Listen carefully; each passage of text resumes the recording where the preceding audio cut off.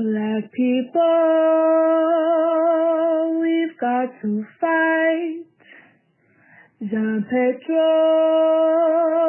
you see us. Oh, we've got to fight. Let's go fight. Oh, Black people, we've got to fight. Zumbi, you see us. Oh, we've got to fight. Let's go fight. Oh, Black people, we've got to fight. Yes, Santewa, you see us. Oh, we've got to fight. Let's go fight. Oh, Black people, we've got to fight. Bookman, you see us. Oh, we've got to fight. Let's go fight. Oh,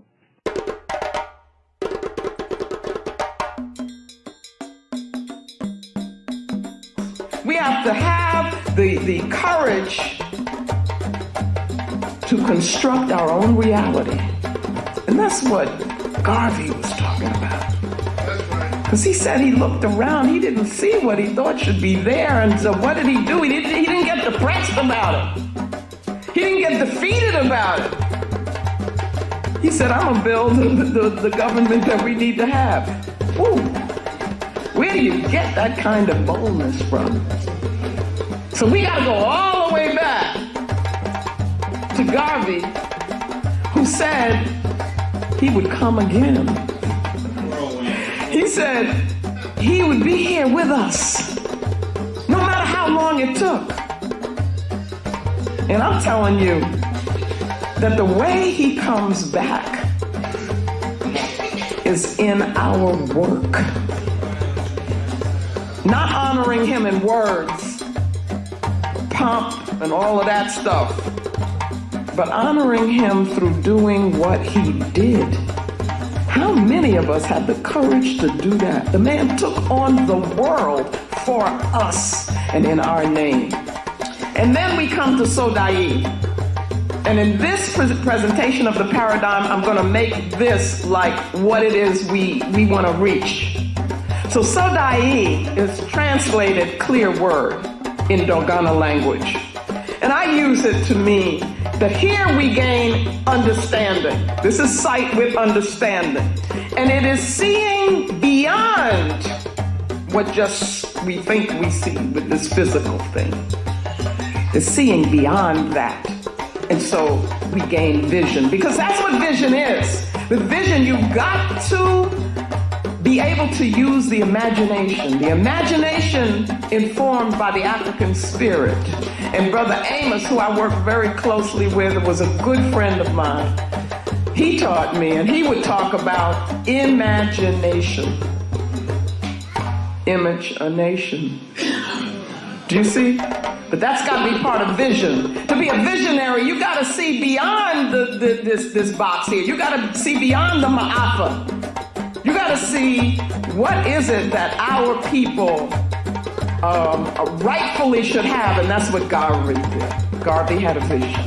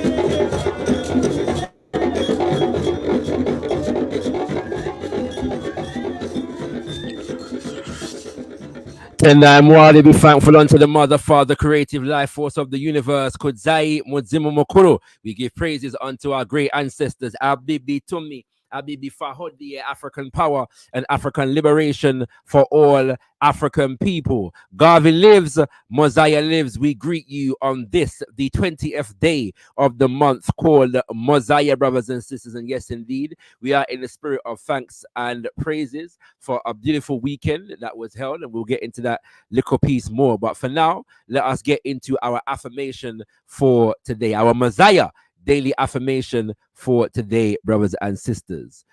Affirmation for day number 20, race assertiveness.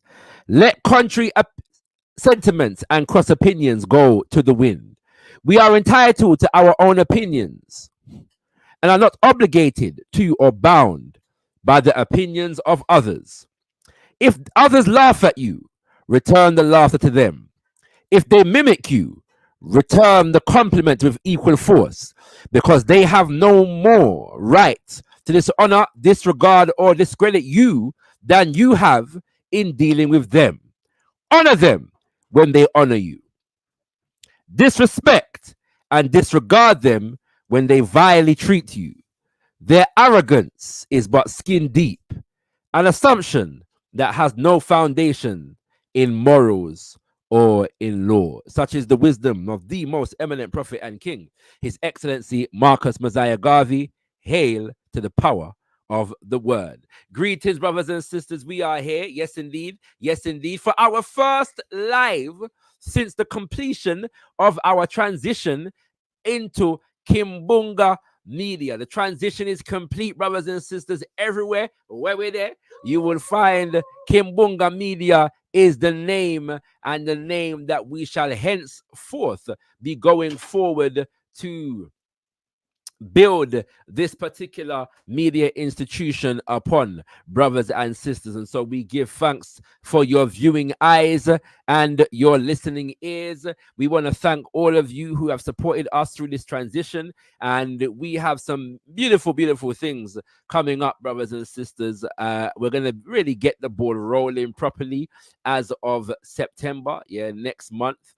We are planning and recording our Kush Communiversity show, and we are also fleshing out the production of the Ujamaa Black Group Economic Show as well. So we want to just, we'll be keeping you in tune with those things as well. And we have some affiliate and associate business relationships that we are developing, and more on that shall be shared with the item in time, in due course, brothers and sisters, in time to come. All right. And so do stay tuned for all of those updates. And if you want to stay even more in tune, what you can do, one thing you can do is check out the website, brothers and sisters. Check out the website. And the website is kimbungamedia.com. Yes, kimbungamedia.com. And if you are not subscribed, to our mailing list, subscribe to our mailing list. That is the best way to keep in touch with all things Kimbunga Media, updates and so on and so forth. I do want to also encourage ones to subscribe and become a part of our Patreon community. And if you become a part of our Patreon community above a certain level, you will receive either discount or free entry into our events, be they in the physical or online. And our first event is going to be planned for the month of October, brothers and sisters, and it will be an online film screening. So do stay tuned for more information on that. But if you want to get ahead of the curve right now, check out the Patreon link in the description to the video, and you will be able to join and become a part of our Patreon community, brothers and sisters. And so we're encouraging that as well. And as I said, more information on our affiliate and associate business relationships coming soon. Yes, indeed, coming soon, brothers and sisters. Let me make sure that I've got all the housekeeping out of the way. What am I missing? Am I missing anything? All right. So there's a couple things that I need to let you all know about. Yeah. And so one of them is the Sankofa Speaks. Yeah. Oh, the flyer is not here. We'll find it for you. Okay. But Sankofa Speaks. Yeah. The nation building conversations hosted by Sister Nehanda Sankofa. And our first edition of Sankofa Speaks was held but 2 weeks ago, brothers and sisters, just under 2 weeks ago. And our second episode will be shared with you all on this coming Thursday, this coming near day, brothers and sisters, which is the 22nd of Mosiah, and will feature a conversation with Sister Kenya Malinke Mansare, Lady President of the UNIA ACO division in Freetown, the Basadi division, and a stalwart organizer in our global African community. So you don't want to miss that. And if you have not checked out the first episode, conversation with Queen Mother Nzinga Asata, you better go do that now, brothers and sisters. Nation building conversations, character building conversation, institution building and maintenance conversation, brothers and sisters, is going to be held on a bi-weekly basis through Sankofa Speaks. And so you don't want to miss that. You do not want to miss that. And so do stay tuned for full information. Once again, coming to you live, available to watch at 12 p.m. this coming near day, Thursday, the 22nd of Mosiah. And then on this coming Imani Day, Saturday, the 24th of Mosiah, we have the pleasure of hosting Jikola Kimbunga, African Survival Initiative. Yes, indeed, brothers and sisters. This is going to be a monthly roundtable discussion featuring brothers and sisters from around the African world, particularly responding to the dynamics of the American election as it stands at the moment, and providing Black nationalist Pan-Africanist, which is to say universal African nationalist, which is to say Garveyite analysis on the presidential election. And so many brothers and sisters will have heard of the Project 2025, yeah, which is a project written by a think tank called the Heritage Foundation, particularly to facilitate a next presidency of one Donald J. Trump. And so there has been a lot of talk about this in the media. It was mentioned, I believe it was at the BET Awards not too long ago, by Taraji P. Henderson. And the Democratic National Convention is on at the moment. And yesterday, there was all kind of talk about Project 2025. And so there's a lot of information and, you know, talking points associated with this thing. And so we're going to have a panel and presentations who will be breaking down the significance of Project 2025, the extent to which it is real, the extent to which it is a fear-mongering tactic, the extent to which African people need to be concerned about it in America and worldwide. And this is going to be the first of a series of conversations, as I just announced, under the banner of the African Survival Initiative, as hosted by Jikola Kimbunga. Jikola Kimbunga is the eye of the whirlwind. The eye of the whirlwind, brothers and sisters. And it's a collective of brothers who have come together to, as brothers, organize and, in this instance, politically educate our global African community. And so once again, you can tune in this coming Imani Day, Saturday, and that is from 6 p.m. BST, which corresponds with 1 p.m. EST. So if you're across the Atlantic, this will begin in the afternoon for you. And if you are on this side of the Atlantic, the UK side of the Atlantic, it will begin at 6 p.m. in the evening UK time, brothers and sisters. And so we want to encourage you to stay tuned for all of those things. We have at least one other Mosiah session coming up, also featuring and focusing on the women of the Garvey movement, brothers and sisters. And so do stay tuned for more information so concerned, and we look forward to bringing you every year, as far as the month of Mosiah is concerned, we will have a session that focuses on the women of the Garvey movement, whether it's a specific women or the work of groups of women in organization, brothers and sisters. And so we look forward once again to you staying with us as we grow and develop this universal African nationalist media platform, media institution, brothers and sisters. All right, so do stay tuned for all updates. We're not rushing, we're not rush, but we shall also not be complacent. Yeah, we're not rush, but we shall also not be complacent, brothers and sisters. Okay, so we appreciate you, and we want to send a special love to all those who are currently members of our Patreon community. Special love to those of you who join us every week and send your love and your support and your comments. We want to send and whether your comments are left in the chat or following the videos, you come for the playback, we want to send special love to you. We want to send special love to the haters, you know what I'm saying, because you also play a role in making sure that we're able to grow this particular universal African nationalist media platform. We want to send a special shout out to the trolls. We want to send a special shout out to the FBI and the CIA and the MI5 and the MI6, because if you were not around and observing us, we know that we would not be doing the right thing.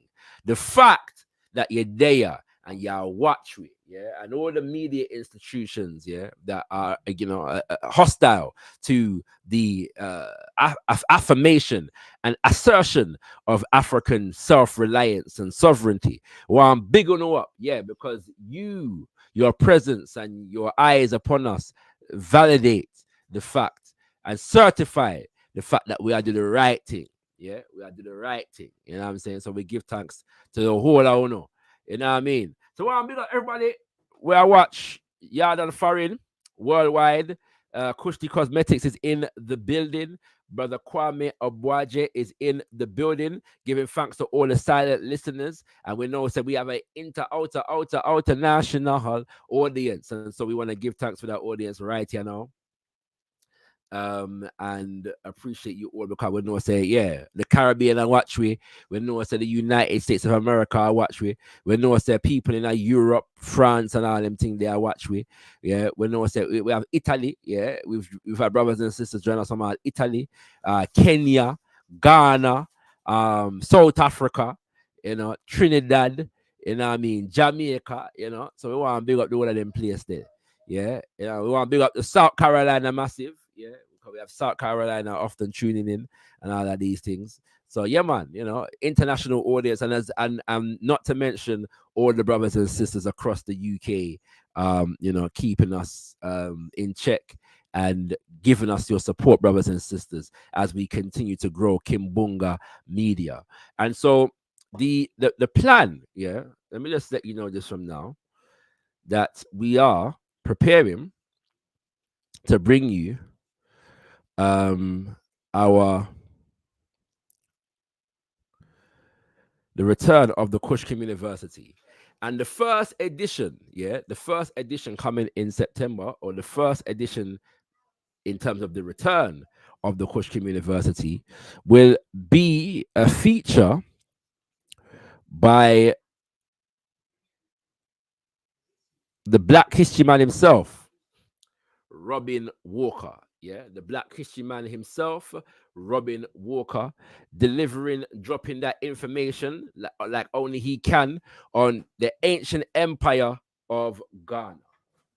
The ancient empire of Ghana. And that will be dropping on the 22nd of September. If you are a member of the Patreon community, you will have access to this early. All right, making note that from now. If you are a member of the Patreon community, you will have access to this early. Yeah. So we look forward to. Careful how you're carrying that, please. All right. Be careful. Go on. All right. Yes, so if you're a member of the Patreon community, you will have access to this early. But the Kushkim University is returning with the people's professor, the Black History man himself, Robin Walker, delivering on the ancient empire of Ghana, brothers and sisters. Yeah, one of the empires that gets too little attention and focus in our history. And so the whole point of Kushkim University is to profile scholarship in every area of people activity. So you will have presenters on history, you will have presenters on psychology, you will have presenters on political and economic science, you will have presenters on engineering, you have presenters on the physical sciences. You will have presenters on African spirituality and culture and all areas of people activity, brothers and sisters. That is the nature of that particular show. And so we look forward to bringing it back to you on a monthly basis for now. Yeah, we're going to be bringing it to you on a monthly basis. And so we're going to be from the beginning of September, you'll start to see the promotion go out for that particular show, and we look forward to bringing it to you, brothers and sisters. All right, so we're there, and I want to start out to Melissa Kirby in the building. Want to send love to Wahala TV, who is sending greetings from the Mama Land. You don't know. Yes, indeed, Wahala TV, the motherland, you know, that we say. And we're not stop defending the motherland. You know what I mean? We're not stop defending the motherland.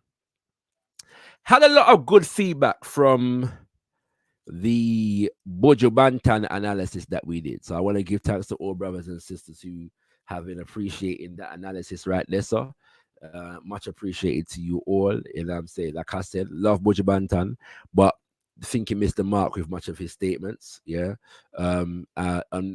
based mostly upon the context that he did not apply to it, and so even that which we agreed with needed to be contextualized a certain way. Yeah, and so we hope that we were able to at least do some of that contextualization for you all on that day, and we appreciate your feedback nonetheless. I want to get into a topic today, brothers and sisters. Salute Titans TV in the building. We want to big up the brother Callum in the building as well. Titans TV. Yeah, well, I know I have a Titans TV, Callum, you know what I'm saying? So, yeah, you know, but big up yourself. Good to see that you're still active. Right, brothers and sisters, let us get into what we want to talk about. Look a piece today. The first thing I want to talk about is there's two different topics, but they're kind of related, yeah? And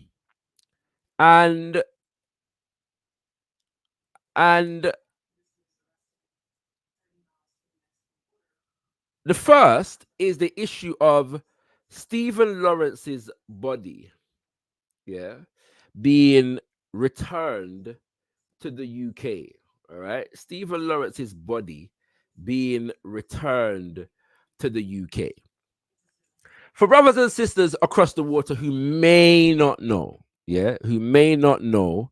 who Stephen Lawrence is.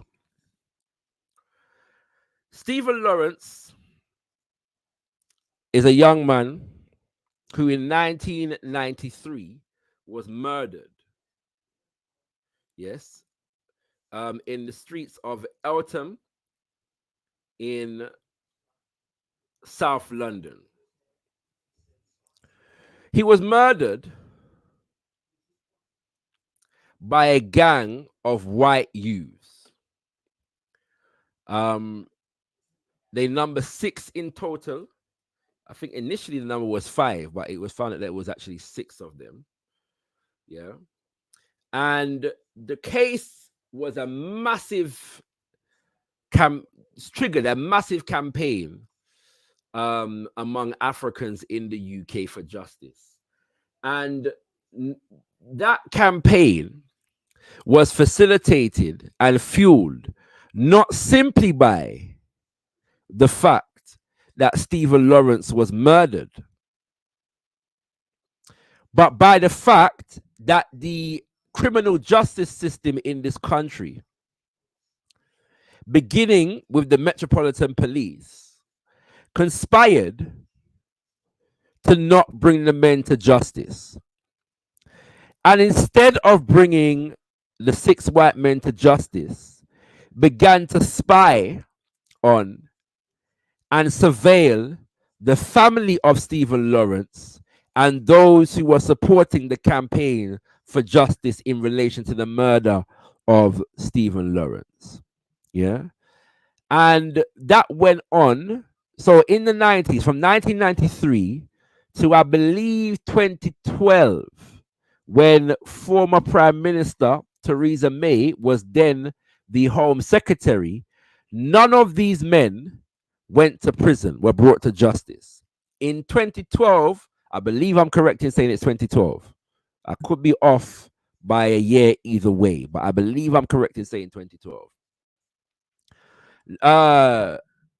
Updates and developments in DNA forensic science was able to bring 2 of those men to justice, as far as you can get justice in the British criminal justice system. So 2 of those men are in jail at this moment in time. None of the police officers who are known to have sabotaged and botched the case against these men 31 years ago have been charged and or convicted of anything.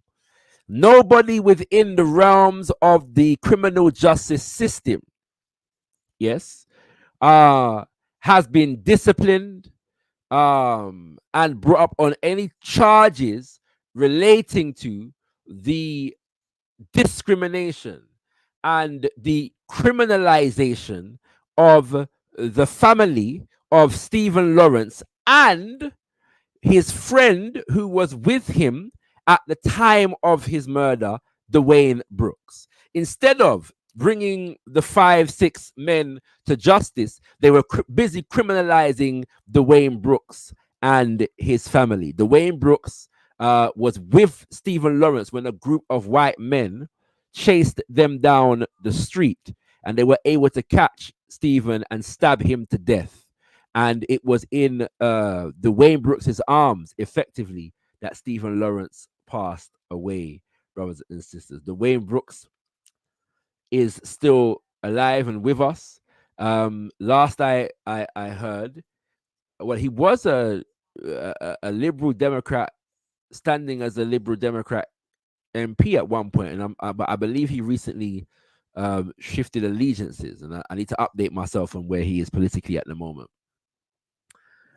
But the story that has come to light recently, is that the body of Stephen Lawrence, I'm not gonna, there's 2 articles I have up. I'm only gonna read one of them, but I want to show the first one, that the body of Stephen Lawrence is going to be returned to the UK. Now, what you need to understand, brothers and sisters, is that the parents of Stephen Lawrence, namely Doreen and Neville Lawrence, refused to bury their son in the UK. As a result of all that I've just explained, they didn't think that their son's spirit would rest easy with his body being buried in the UK. To put it in their words, they didn't think their son would be at peace if he was buried in this country. And so Stephen Lawrence's body was repatriated back to Jamaica and buried in Jamaica. Subsequently, Neville and Doreen's relationship, didn't last effectively, and they separated. And Neville went back to live in Jamaica, whilst Doreen Lawrence remained in this country. And so it seems that what has happened recently is that, as this BBC article reports, the Stephen Lawrence's body to be returned to the UK, And so 31 years after the murder of Stephen Lawrence and the decision of the family to not bury him in this country because his spirit would not rest easy, the family of Stephen Lawrence appears to have changed their mind. And as Doreen Lawrence says in this article, that they have made the decision after 31 years, we have decided as a family that we would like to bring Stephen home to be closer to us. And that word home is an interesting word, right? That word home is an interesting word. We're going to come back to why that's interesting in a second. But then we hear that is the case. And by the way, you will see the term Doreen Lawrence being referred to as Baroness Lawrence. And so what that means is that she's a member of the House of Lords in this country. Yeah. You can see her pictured here. She's been granted an honorary degree. And effectively what has taken place, particularly since the turn of the century, I say since like 2010, really, Baroness Lawrence has been brought into the establishment, so to speak, to greater and greater degrees. And the idea is that she's representing on issues of criminal justice and reforming the criminal justice system, right? Changing the system from within. Okay. And so she has been awarded by, even before they found the boys, charged them and found them guilty. And also in 2012, when those boys are found guilty, it was also the time when the Olympics, was held in the UK, in London, in the UK. And Doreen Lawrence was one of the was she a flag bearer or was she a torch bearer? I can't remember. She either bore the British flag or the Olympic torch. I believe it was the British flag. Yeah. But I could be, it's either one of those. Yeah.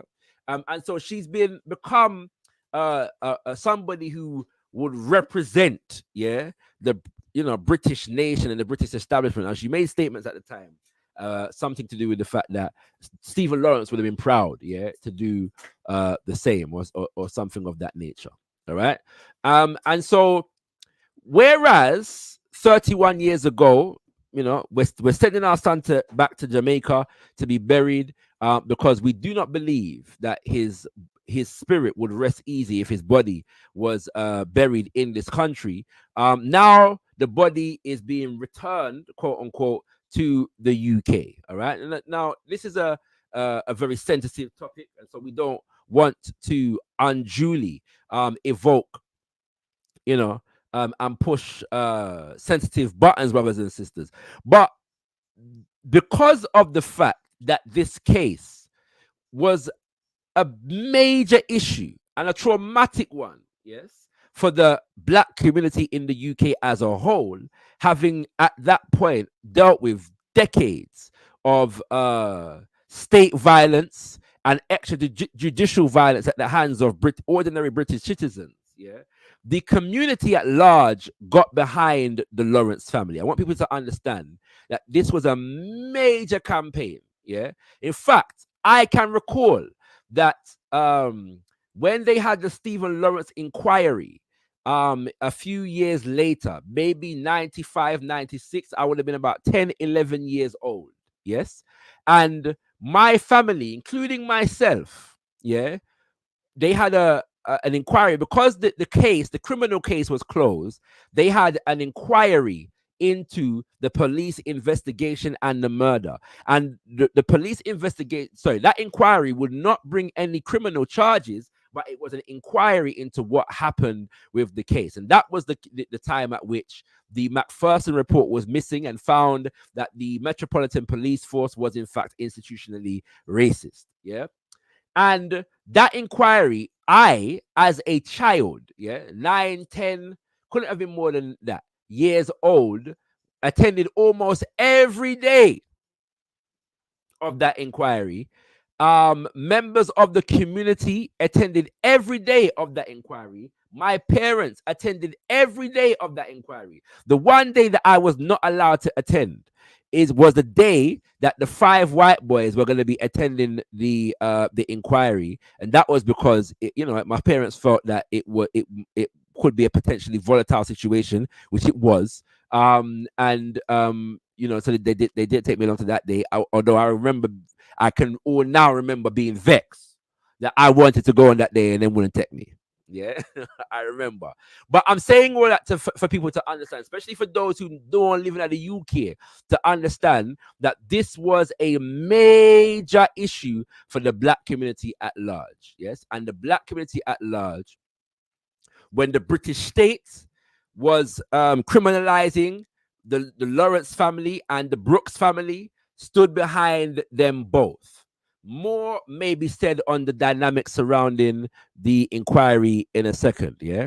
But then I got through certain thing, and me come up on an article, yes, which is surrounding and centered on the father of Stephen Lawrence, Neville Lawrence. And let me tell we say, Neville Lawrence, Guardian article reads, Stephen Lawrence's father was not told son's body was being exhumed.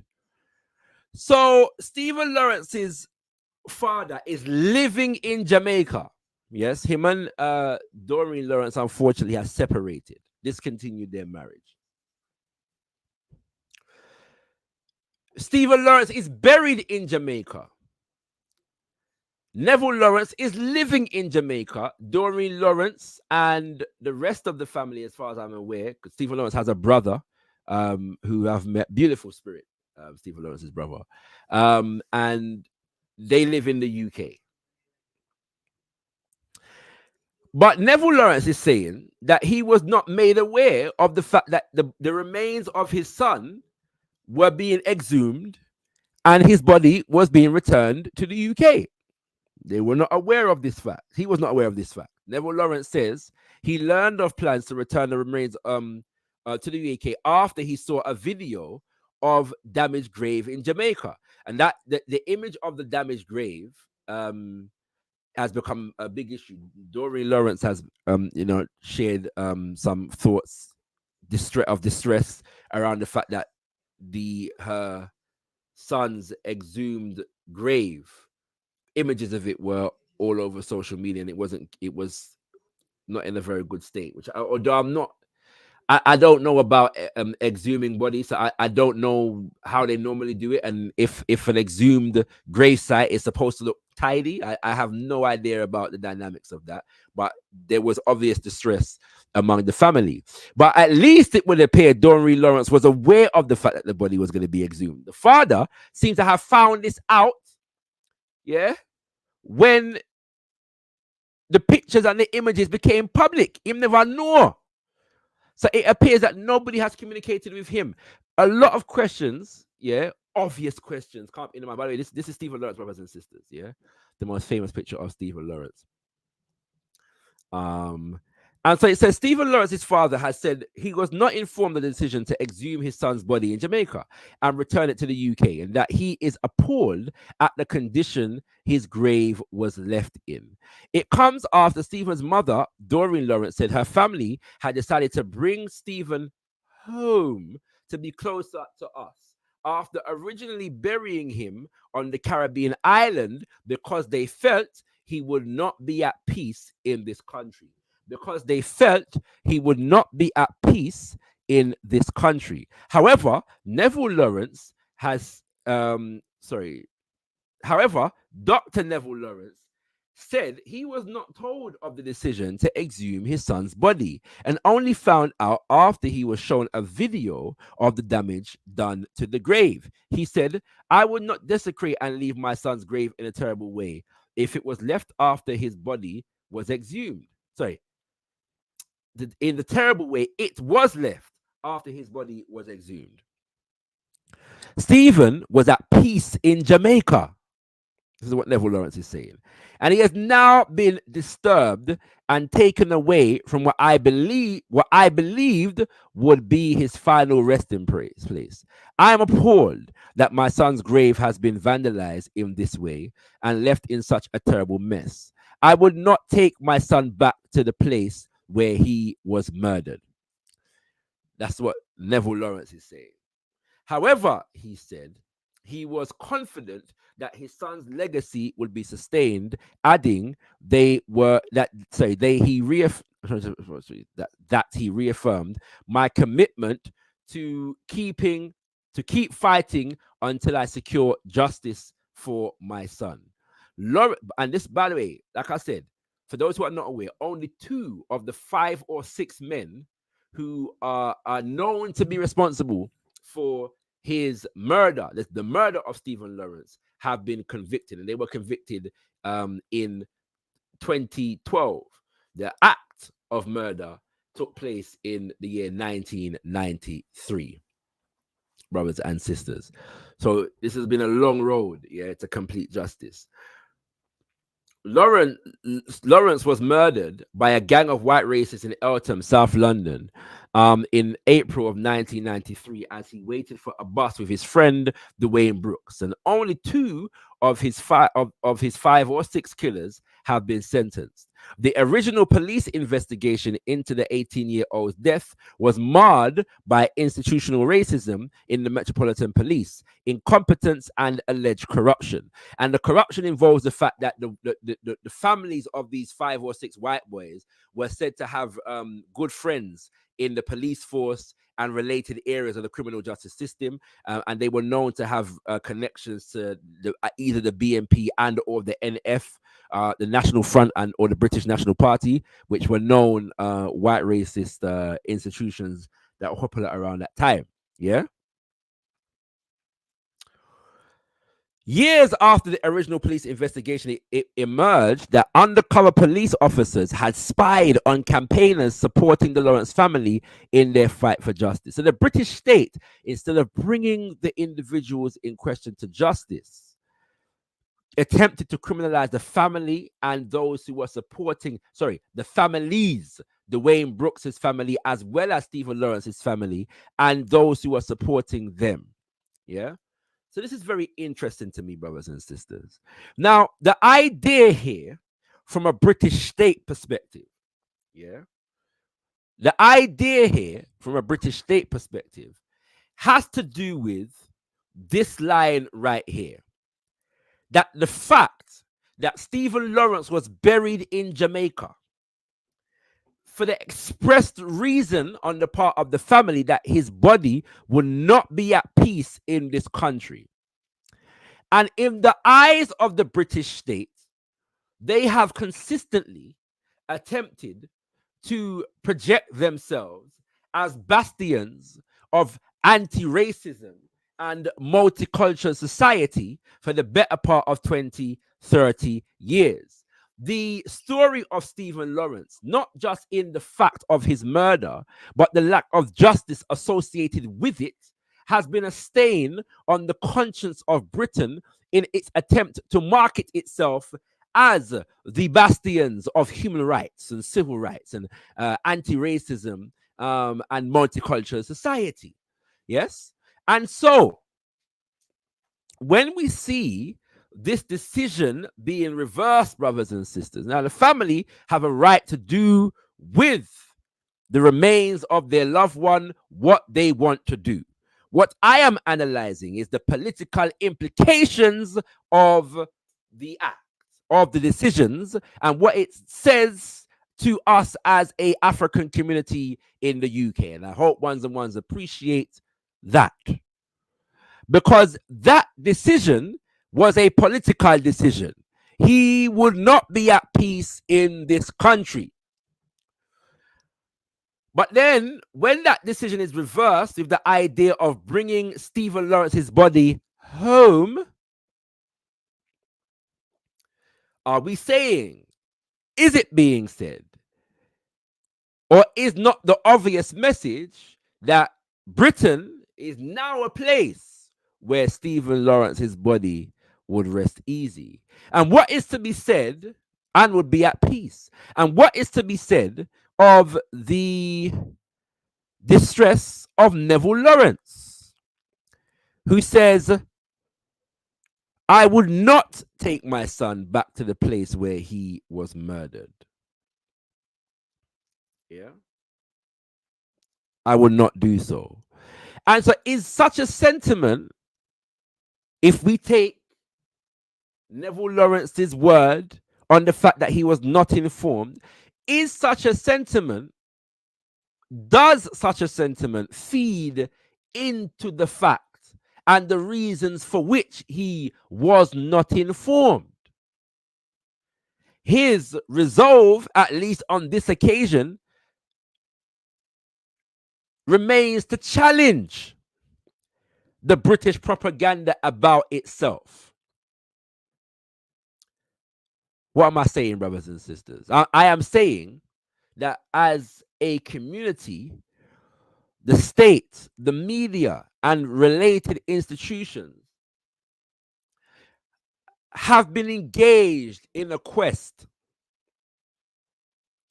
to secure the allegiance of the black community, to secure the devotion of the black community, to secure the patriotism of the black community in relation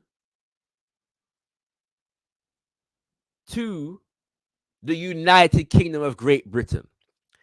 And to the extent there are few issues that have been as high profile and unresolved as the issue of Stephen Lawrence. And is the return, we have to ask ourselves, brothers and sisters, is the question, is the return of the body, the remains of Stephen Lawrence, as far as the British state is concerned, designed to project itself as an act of resolution, of having resolved the problem, so that once the issue is resolved, all barriers to our embrace as African people, all hindrances, all cautions, all questions, as far as we are concerned as African people, regarding our embrace, our full-hearted embrace of the United Kingdom of Great Britain as a Fiwi country, now null and void, now answered in unequivocal terms that we are allowed to do so. Brothers and sisters, that's the question I want to raise for us today. What does this mean on a political level? As I have said, the family of Stephen Lawrence are entitled to do as they decide with the remains of Stephen Lawrence. But to the extent that the decisions of his final resting place were political, and when that decision was made, every black man, woman, and picnic throughout the United Kingdom of Great Britain understood and stood in solidarity with the Lawrences. What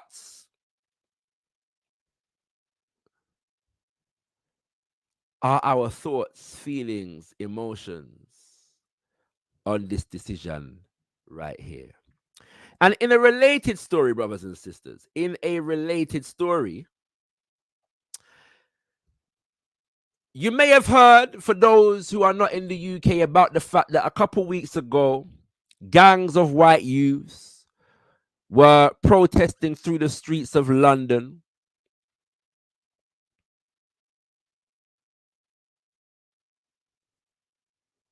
rioting through the streets of London, attacking anybody when no white upon the streets, setting up checkpoints along certain roads and asking people what they identify as far as being British or not British, or English or not English, attacking African and Asian men and women on the streets of London, A few people were ripped from their cars. Bricks were thrown through people's house.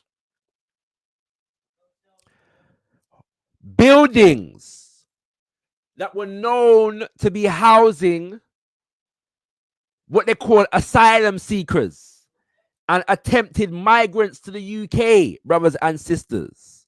Hotels and motels with hundreds of people in them were set alight as a part of these riots by white folks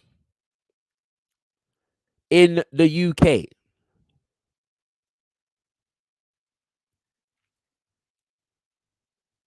Yeah.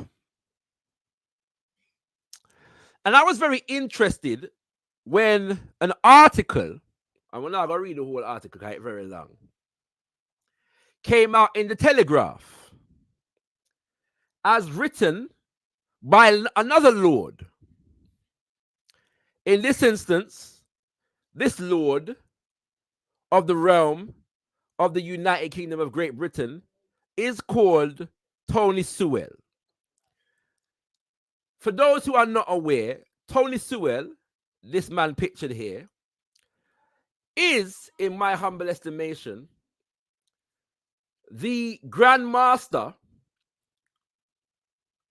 the head honcho, the Knight Commander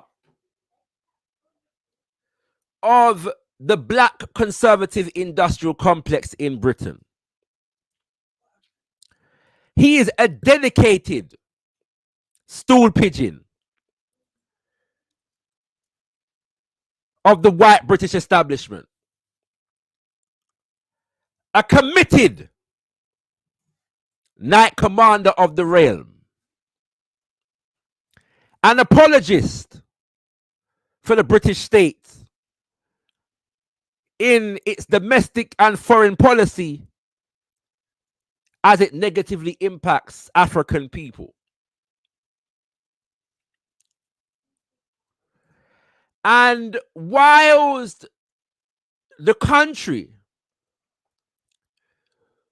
was engaged in recrimination against the acts of these white men on the street, and women, I should say, on the streets of London, we saw an attempt among politicians on the right of the country's political spectrum and media personalities and institutions on the right of the country's political spectrum to come to the aid of the rioters with justification and mitigation for their action. And so Tony Sewell, being a dedicated stool pigeon, decided that it was time. He also, by the way, lives between the UK and Jamaica at this moment in time. He, and I believe at the moment he's in Jamaica, but he, from his Jamaican residence, knew he had to lend the voice of the Black Conservative Industrial Complex Knight Commander of the realm voice to these disturbances and make it clear whose side he is on when he sees African men being attacked by mobs of white men on the streets of the UK. Sir Tony Sewell,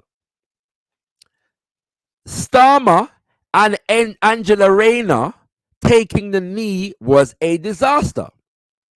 So this is the idea now. White men are rioting on the streets of the UK, and apparently some time ago, in response to Black Lives Matter, what they call, Black Lives, because all the protests weren't Black Lives Matter, but what they called popularly in the media Black Lives Matter protests in response, which were really just generic protests in response to police violence, not just against Africans in the UK, but worldwide. And some of those involved Black Lives Matter, and some of them didn't. But in response, there were some politicians who took the knee. And taking the knee, as has been initiated by Colin Kaepernick, has become this symbol of anti-racism. So all sports teams and that kind of thing, they take the knee on the football pitch before a game and that kind of blow around. Yeah, we're not impressed by these acts. Yeah, but what happened is that the right-wing media in this country was able to utilize that as symbolic of a Black Lives Matter caricature, and the British establishment responding to a Black Lives Matter caricature, which they had invested heavily in demonizing throughout the British media. So white men are rioting through the streets, and Tony Sewer's preoccupation, it would seem, and the Daily Telegraph, what she was writing, who obviously were the ones who constructed the headline for this article, is politicians taking the knee. So somehow the issue is not these white boys burning down buildings with people in there and committing grievous bodily harm against non-white people on the streets of the UK. The issue for all of that, aside from all of that, is Angela Rayner, who's now the Deputy Prime Minister, and Keir Starmer, who is now the Prime Minister, taking the knee. So that was a disaster because of the message that it sent to white youth. The author of a landmark report into racism, this is the race report that was released a couple of years ago, which basically designed to absolve British establishment of its racism. Yeah, another day we'll go into that. So that the Prime Minister needs to get a grip on the recent riots or risk them being repeated. If Keir Starmer wants to know why Britain's worst riots in more than a decade, so now bear in mind, yeah, that when they say worst riots in more than a decade, the last set of significant so-called riots that kicked off in the UK was in 2011, yeah, and those so-called riots were kicked off in response to the police killing of a brother by the name of Mark Duggan, yes, between East and North London. And what sparked the uprisings at that time was not the fact of the killing, but the fact that the family of the deceased, the slain, and their supporters were outside Tottenham Police Station, which is the police station from which the officers who killed him came, seeking justice and seeking updates and wanting to know what happened in the case. And the police responded with violence. And so the people that were outside of the police station returned in self-defense. And that sparked off a whole situation in Tottenham, which spread to Hackney, which spread to Walthamstow, which spread to other parts of the country. So that when they say that the worst riots in a decade, that is what they're referring to. Okay? All right. So he need only pay a visit to Lord Sewell, the man who wrote a landmark report on racial and ethnic disparities in 2021. Tony Sewell, as he was then, ruffled feathers. So remember now, Tony Sewell was not Lord Tony Sewell when he wrote the report. He became Lord Tony Sewell after he wrote the report. So his lordship was a reward. Yes? So he's a dedicated stool pigeon. Reward for having written that report. Yeah? Particularly on the left, by concluding that deprivation rather than ethnicity was the biggest driver of inequality. And so this idea that there's a complete, there's no relationship between ethnicity and disparity,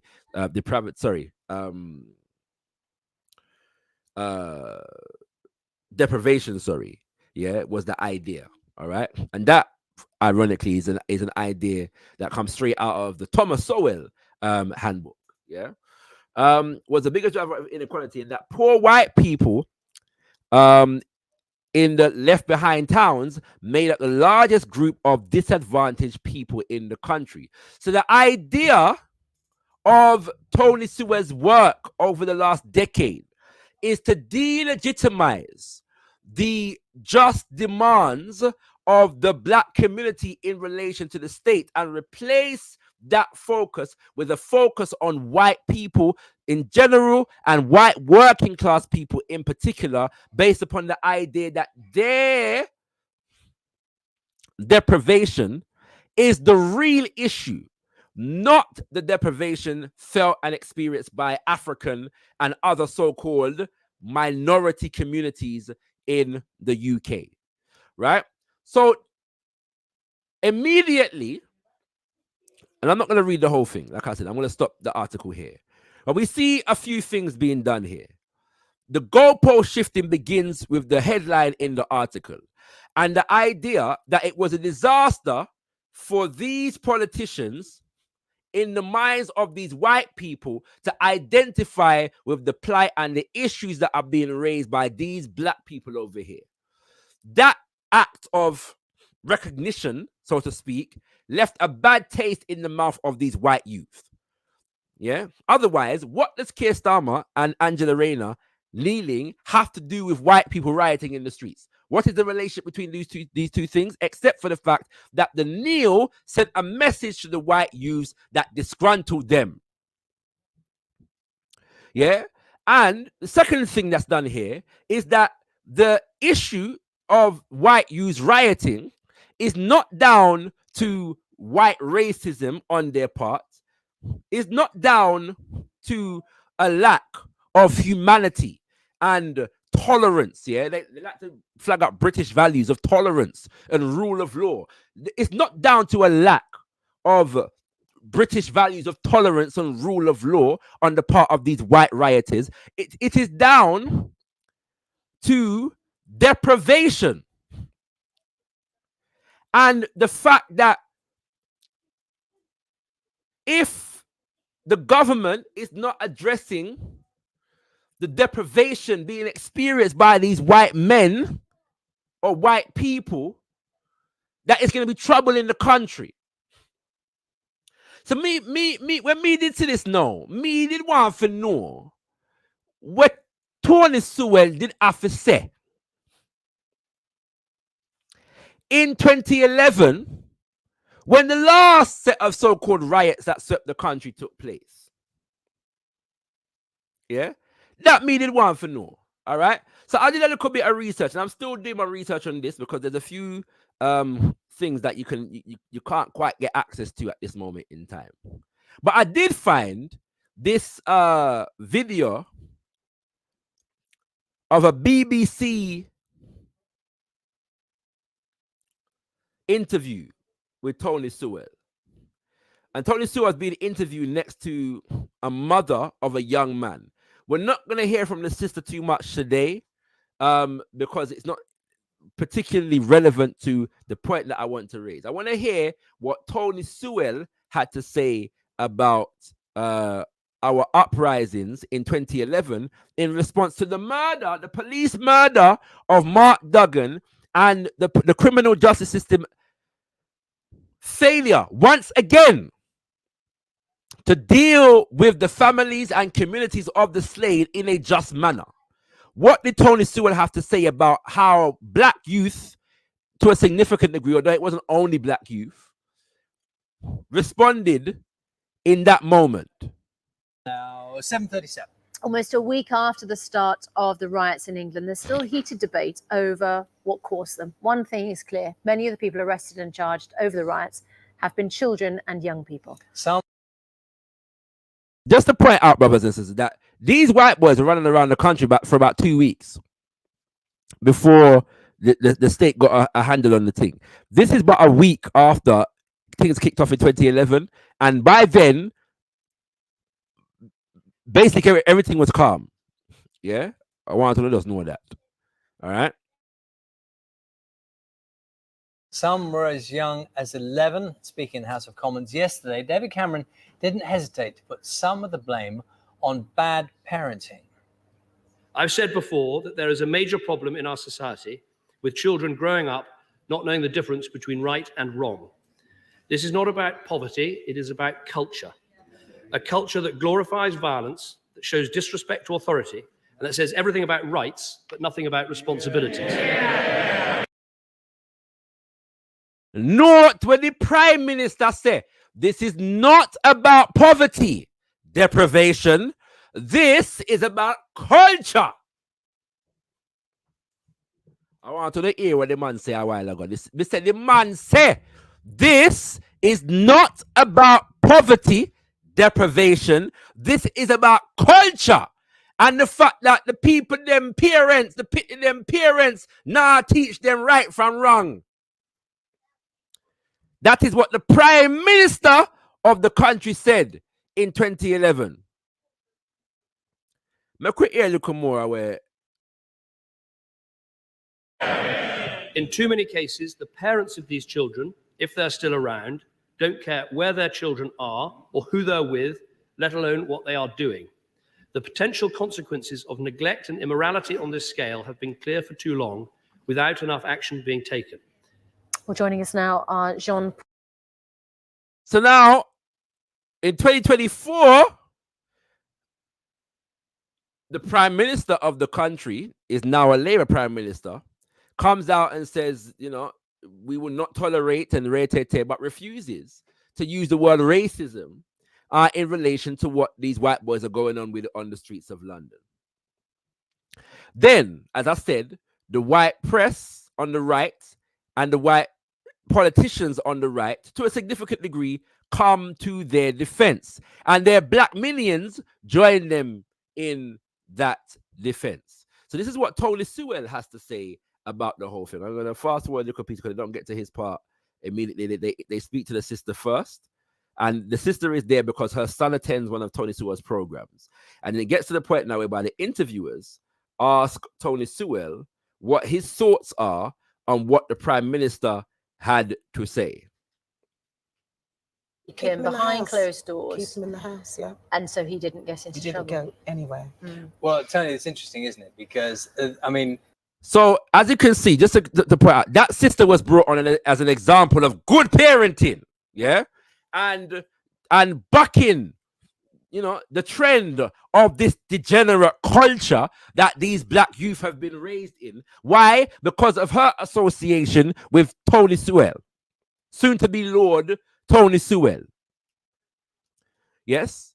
So that now this association has allowed her as a single mother to avoid and for her son to not become embroiled in this degenerate black culture in the UK. And what happens? The journalist asks Tony Sewell Wagwan. Keeping your child at home, clearly it was the one absolute way of making sure they weren't involved. What do you make of what David Cameron was saying about the reasons? I agree with him. I think that there's a real...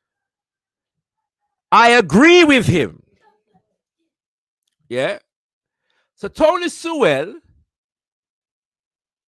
when it's white youth, the government, Keir Starmer and Angela Rayner, need to listen to the white youth them and start dealing with the issues of deprivation when it comes to the white community in this country.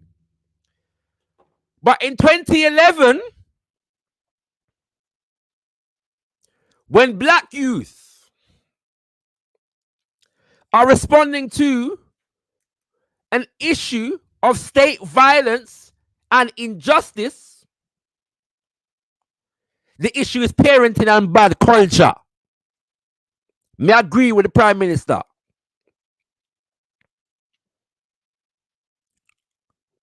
Sense that parents are not, you can't say all parents, but certainly we have a significant amount of parents who haven't got a handle of it like Jean has. And I think that they in a sense are crying out for help. I do think we do need to bring particularly fathers, if they're worthwhile, back into the situation. In my own charity. So the issue is one of parenting. We didn't hear that when it came to the white youth. The white youths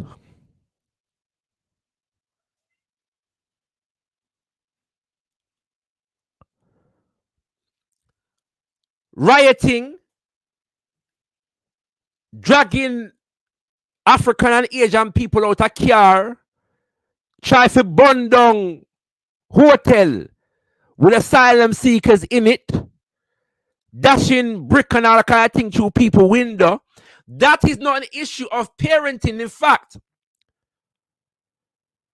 the words father and parent in relation to these rioting white youths doesn't appear anywhere in Tony Stewart's article for the Telegraph.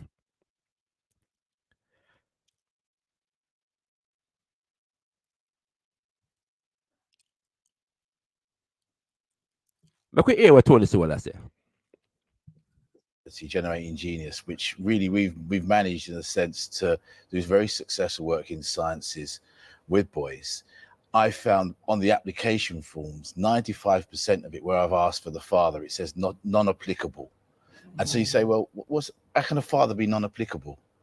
And so you look at the situation and you do see, and we have a culture now where we're saying that, look, the father, particularly for boys, are not there. And I think that the reality is, and we've had it's a very difficult situation, very sensitive to talk about the issue to do with single mothers. I've kind of been vilified a bit for saying it.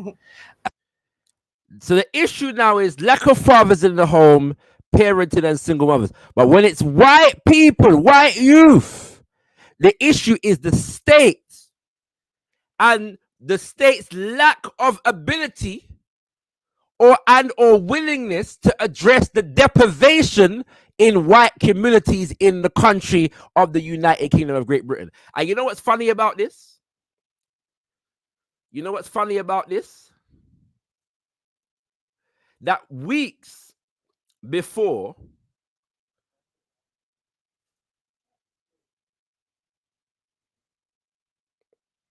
I should say at least a week before Tony Stewart said this. It's funny, yo. I had put. I'm gonna show you a video that I did. Yeah, a little satire that I engaged in. Some of you may have seen this. Some of them may have seen this. All right, hold on there. It's appalling to see the levels of violence that the white community has been engaged in over the past week or so. I believe that white community leaders need to come out immediately and condemn in no uncertain terms the violence of white youth and white middle-aged people and white elders and stop all this talk about the government and the system and what the government is or is not doing. Stop the victim mentality. Come out of the grievance industry and begin to take responsibility. Start dealing with the issue of the lack of white fathers in the home and the degenerate culture that has been harbored and cultivated by white Britain for much too long.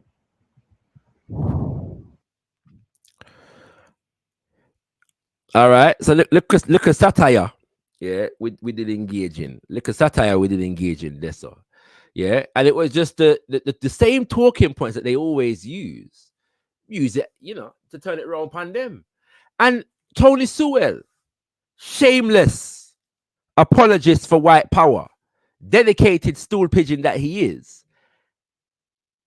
him not no shame because he must know that we have waved it set in 2011 pan video.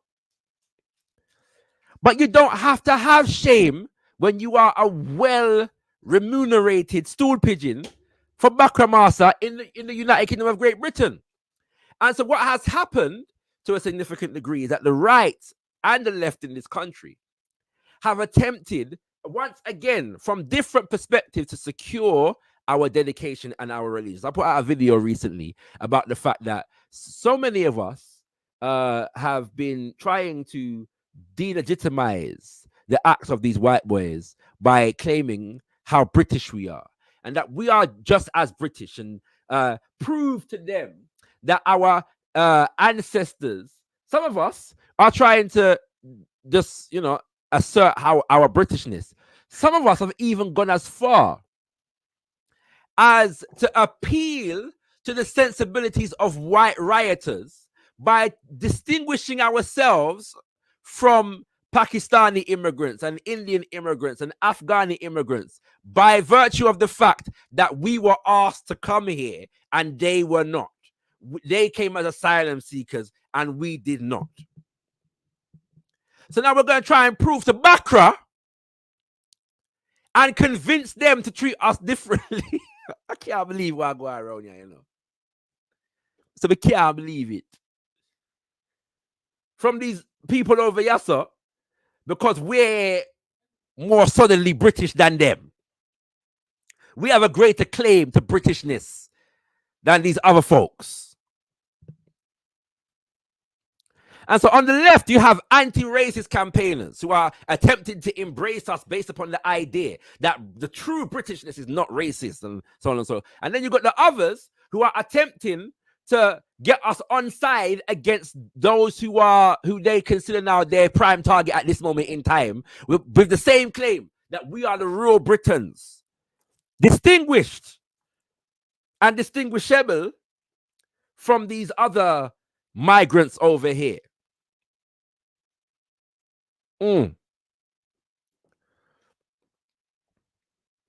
I guess the running theme, like I said, they're related stories, is about the establishment trying to secure our allegiance to it and the extent to which we are and are not buying into that agenda. The extent to which we are and are not buying into that agenda. Brothers and sisters, the link is now in the chat. The link is in the chat a little bit later than usual and a little bit later than expected. But I hope ones and ones appreciate the talking points that I have raised. You can feel free to raise your own or respond to the ones that I've raised. It is the month of Mosiah. Mosiah lives. And so I had a half a mind, you know, to delve into, you know, and to initiate another scientific Garveyism discussion. But I decided to go into some, you know, topical issues instead. However, ones and ones can feel free, to raise any points about scientific Garveyism that they wish to, should they wish to, brothers and sisters. Feel free to raise those points. We are welcoming such explorations at this moment in time. And we would like for you, if you would like your comments to be read out, to please at Kimbunga Media, Kimbunga Media, and a couple of you have done so we'll get to your comments in a second. A couple of you have done so we'll get to your comments in a second. But if from here on out you would like for your comments to be read out, please at Kimbunga Media, and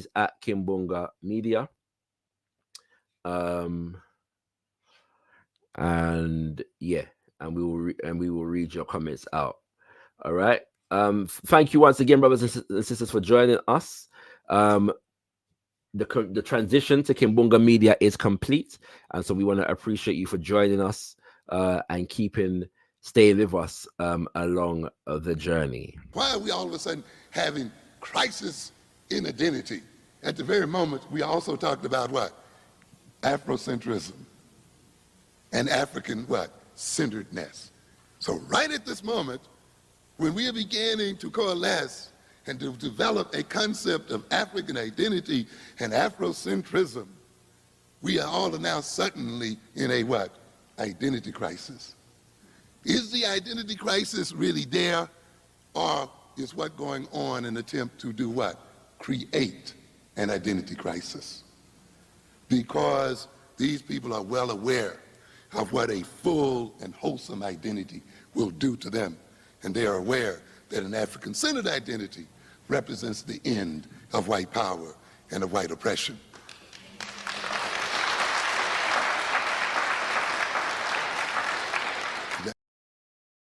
Yes, indeed, brothers and sisters. Word sounds of Nana Amos Wilson. We are taking your comments, and we are also receiving your contributions to the conversation in the chat. And sorry, brothers and sisters, forgive me. I'm just pinning the link to the top of the chat, so it's for ease of access for anybody who wants to come through.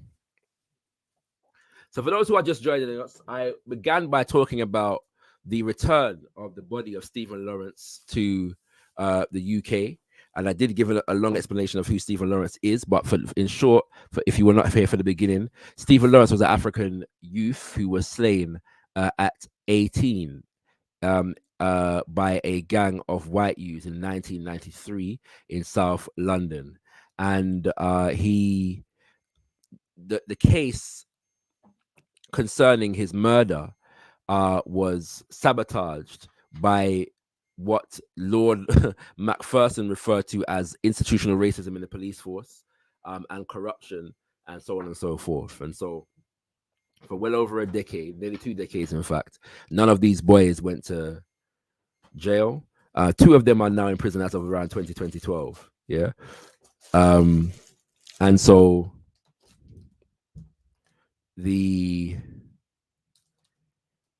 body, as a result of the discrimination and the injustice that was experienced by the family, the body of Stephen Lawrence, they made the decision to repatriate the body of Stephen Lawrence to Jamaica, because they didn't feel that his spirit would rest in peace if his body was buried in the UK. And now that decision seems to have been reversed, but it seems to have been reversed without the knowledge of Neville Lawrence, Stephen Lawrence's father, who actually lives in Jamaica, who actually resides in Jamaica, brothers and sisters. And so we were looking at what the reversal of that decision means politically, and what that says to us as a Black community in the UK. And so I went from that to discussing Tony Sewell's responses.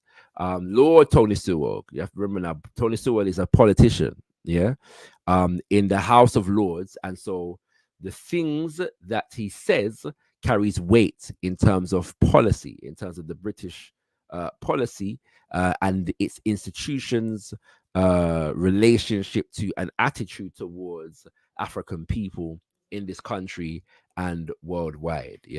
And so we're looking at his response and the fact that he's funded to a significant degree to enact and draft and programs and policies and papers and so on and so forth on such issues in relation to the Black community.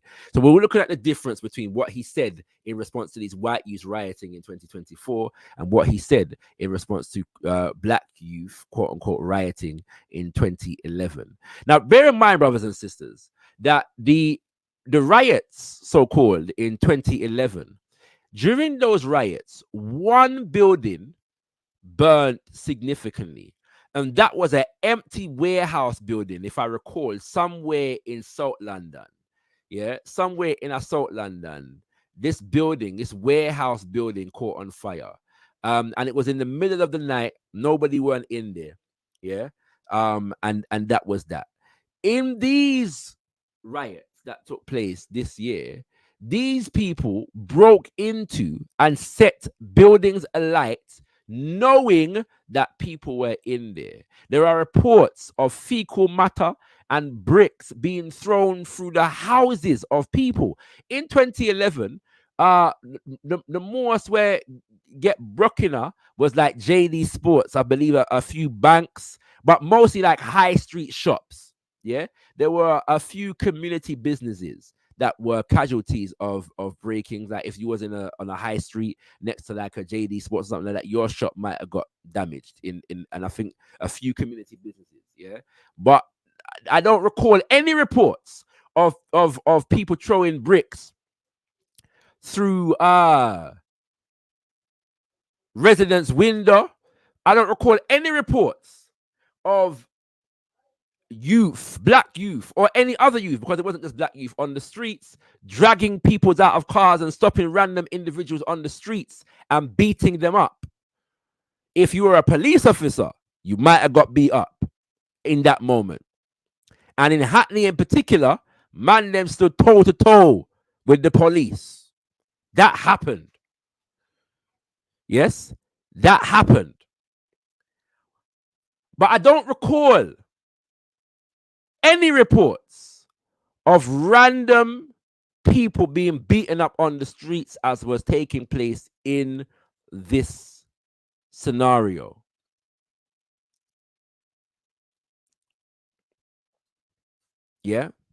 Never happened. All of the above happened this year in relation to these white youths. And this is the response. None of these justifications existed at that time. The government of the country put it down to bad parenting.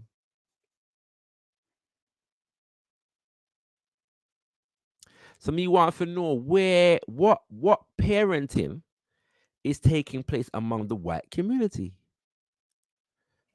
What is to be said of the issue of white single mothers and the lack of white fathers in the home? What is to be said about the issue of culture in these white communities and the extent to which the culture of these white communities is teaching them right from wrong? That is what I want to know.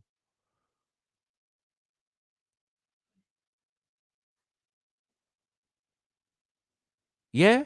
Adapt me want to know, brothers and sisters. All right. And so I'm gonna check out. Only one of you seems to have added Kimbunga Media, so I'm gonna assume only one of you wants your comment actually read out. That's not a problem. I'm just highlighting again. If you want your comment actually read out or question actually read out, please at Kimbunga Media. But if you want to just have conversation in the chat, that's fine as well. I know some of you actually don't want me to read out your comment because you actually don't want me to address it. So, Kimbunga Media, Dory Lawrence is not to blame. She's a hostage to the white supremacist, rapist, economic terrorists. I suspect they use her to bring back the body for rituals. Well, I can't say anything about the ritual part. You notice I haven't said a word against Doreen Lawrence's decision. I haven't blamed her for anything. I have asked what I believe to be relevant questions into the politics of the decision that was made and what it says about. We have to understand the issue of Stephen Lawrence in the context of our relationship as African people in Britain to the British establishment. Yes, because that is the role that it plays. Yes, and when you and that is borne out by the fact that Doreen Lawrence has been party to investigations and panels and inquiries and so on and so forth, looking at the state's relationship to the black community and weeding out institutional racism in the police force. This goes beyond the murder of Stephen Lawrence and justice for Stephen Lawrence, the individual. If it was just that, then we could just see the family campaigning on that specific issue. When it becomes, and you are involved as a result of your campaign in relation to Stephen, broader issues of state-community relationships, we have to understand the political implications of what has taken place. Yeah. So we're not blaming Doreen Lawrence for anything. We are, however, entitled to analyze the politics of Doreen Lawrence. Yeah. And in this context, the politics of the decision, the political implications of the decision, especially as it relates to what the state is going to get out of it. It may be the case that Doreen Lawrence just wants to be closer to her son, the remains of her son in this country. And she's entitled to that, as I said more than once. But we will be foolish to not consider the state reaction and how the state is going to use this symbol to meet its own ends. Yeah. And so we have to be astute enough to analyze those dynamics. All right. At the same time, though, I should say that I cannot imagine what I would do if I was Neville Lawrence in this situation. I cannot imagine what justification there can be for the father of Stephen Lawrence not to be made aware of the fact that his son's remains, which are in the country that he resides, are going to be exhumed and transported thousands of miles across the ocean. I can't imagine what would be going through my mind if I was him in this moment. Yeah. So yeah, I don't know. I can't but have a whole heap of sympathy for Neville Lawrence at this moment in time.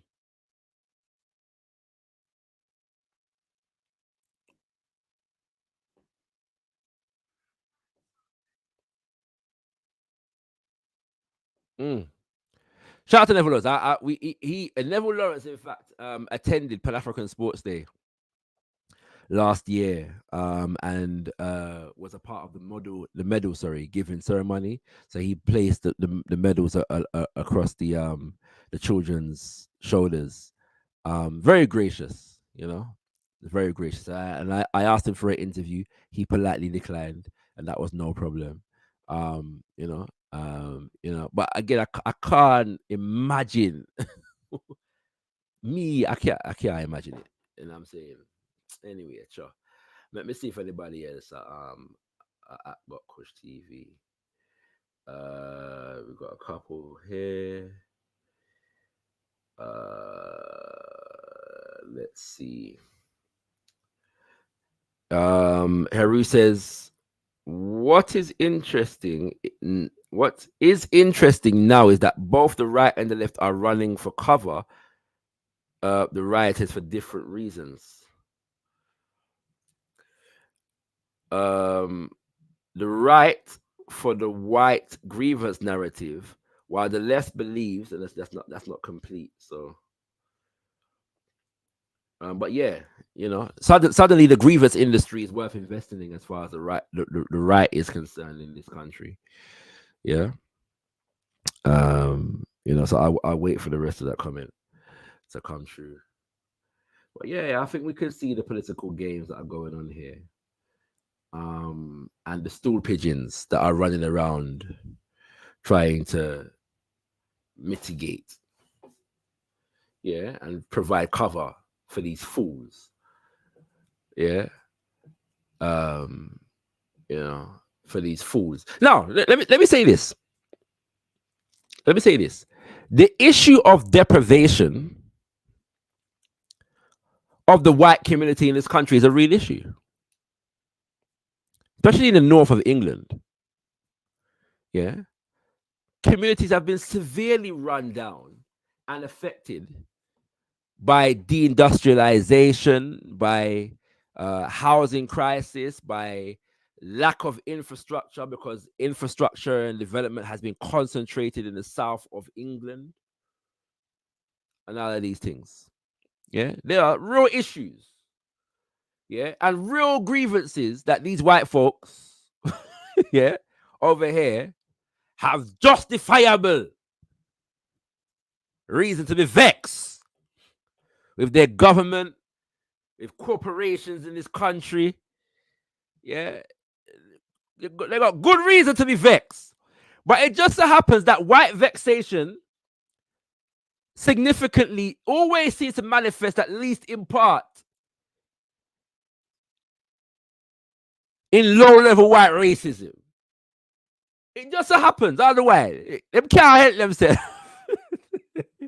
And the fact of the matter, as I was discussing, I believe at this point was raised with Elder Cecil the other day, that white allegiance to Queen and country is a powerful force and a default position, that their allegiance to a defense of their culture and their nation state, and their vex, as I have said elsewhere, about the fact that the government is not responding viciously enough to what they consider to be threats to Queen and country. That them vex both. Heru continues. The left believes they can be brought into the workers' revolution. That is correct. That is exactly what is taking place. Yeah. You know, that is exactly what is taking place. The left is trying to, and there's a battle taking place between the left and the right on these issues, even before the so-called riots, the actual riots. During the election, and I think Elder Cecil raised this point as well. he said he was listening to Nigel Farage, not quite a manifesto, and he said the manifesto was entirely anti the capitalist class. And that the fun around here. It was funny. Yeah. And so the same thing is happening in the USA. They're battling to see who can commandeer representation for the white working class. Yeah. You know what I'm saying? It's a very interesting dynamic. All right. It's a very, very interesting dynamic. You know what I mean? Go ahead, Coffee. Yo, what you say? Everything blessed. Yeah, man, bless up. Yeah, me I hear you I take on the rioting and the contrast between different rioters and the social and economic conditions that that people say lead to certain riots or lead to people rebelling against authority and the established norms, etc. But what I want to know, what is the point of it? What you think should happen in terms of addressing root causes? 'Cause, every time we see these kind of incidents, whether in America or in Britain, you always hear people talk about root causes. It's not just No, you don't. That's the point. You don't always hear people talk about root causes, and that's what I was highlighting. In this instance, you have people talking about root causes in relation to white people and attempting to address what they consider to be root causes. That the black people are not, on the whole, granted that same kind of consideration. That is the point that was being made. So I'm a bit confused. Repeat. Yeah, I'm a bit Repeat confused. what you said a while ago because I was distracted. Never hear what you said. Yeah, I was saying that the point is that there is a disparity in terms of who is and is not given that recognition. So the point is that no, generally speaking, black people are not given that level of consideration. Yeah. Well, I mean, I remember the 2011 riots in the UK. I remember the Black Lives Matter riots too. And all of them people talk about root causes. Of course, the root causes. Who is them people? Sorry, who's them people?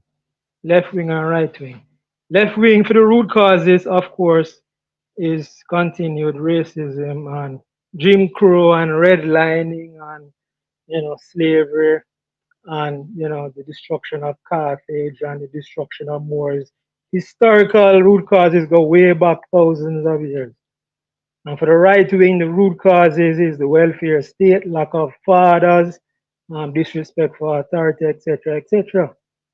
So, but you do recognize. Sorry, you do recognize that you have caricatured both sides of that argument, and the fact that the issue of police violence, which is which is one of the major issues that have caused protests and so on and so forth. And bearing in mind, we have to separate, what they call riots from protests, because most of what has taken place has actually been protests, not riots. In any you mean this year?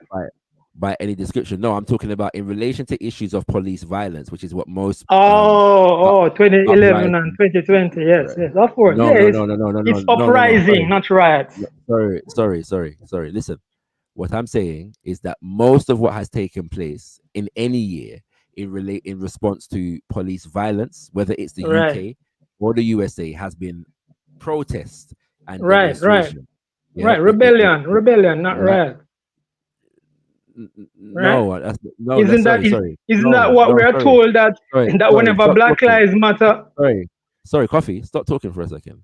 I am distinguishing uprising. So if you want different language, more specific language, so an uprising, for example, like 2011, from general protests that have taken place, for example, in 2020 in the UK, and at any other point after Smiley Culture was killed, after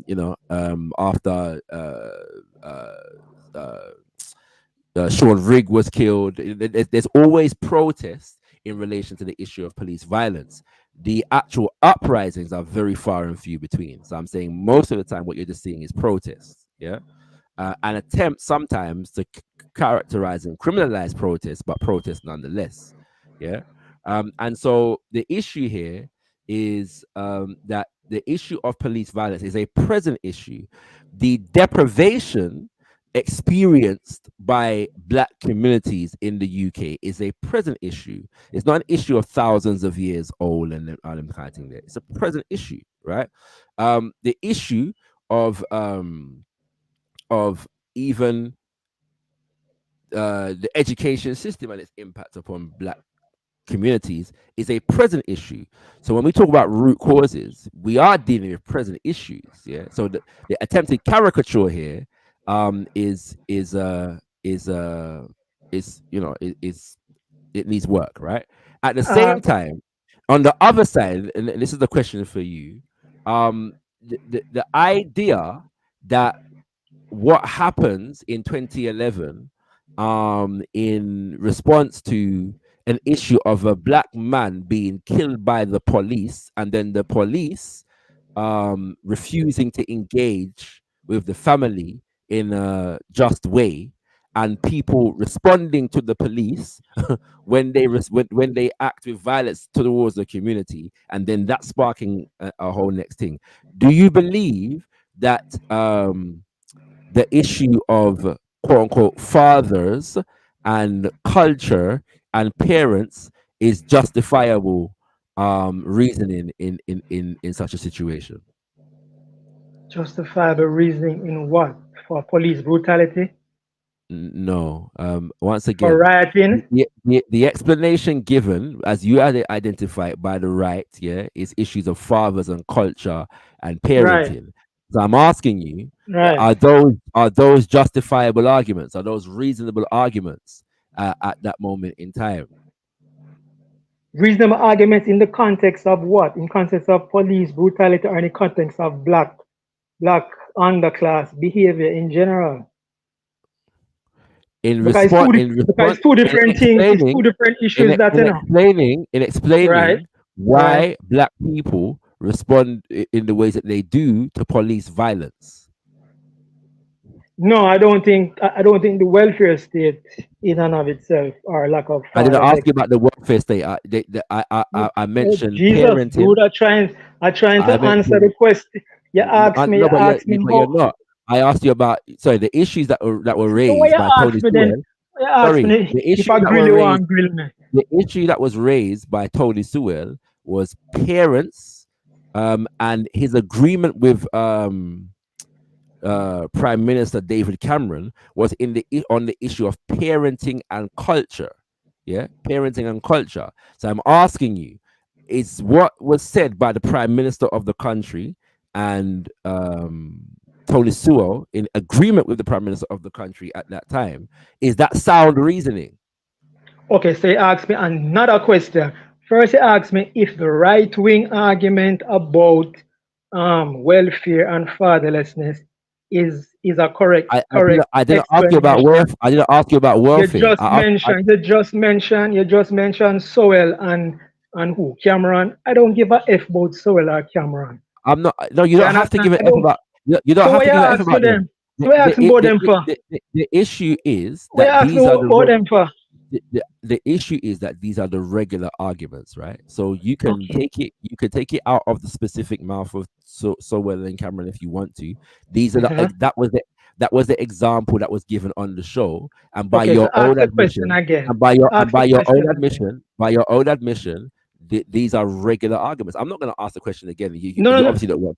You obviously don't want to answer it. So let's move on. Yeah? no, no, no, Let's move Virgin. on. But hold on, But I've asked you the question because 3 times now, and you're refusing no, to you answer asked it. three Right? different. You asked three different No, questions. it's actually Ask not. me It's actually not. It's if actually not. if But I'm not inclined to repeat myself. So we're going to move on with all due respect, right? So the issue then becomes, that the fact that when it comes to issues of deprivation, we have an issue of humanity here, whereby the humanity of African people is degenerated, whereby in all circumstances the humanity of white people must be held intact. Yes.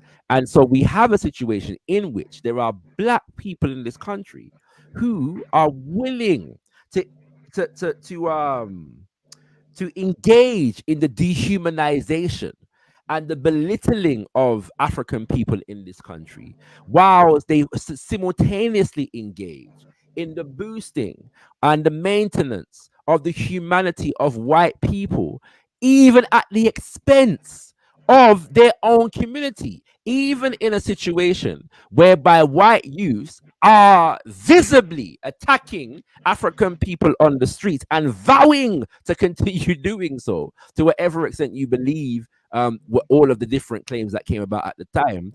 They vowed to do so.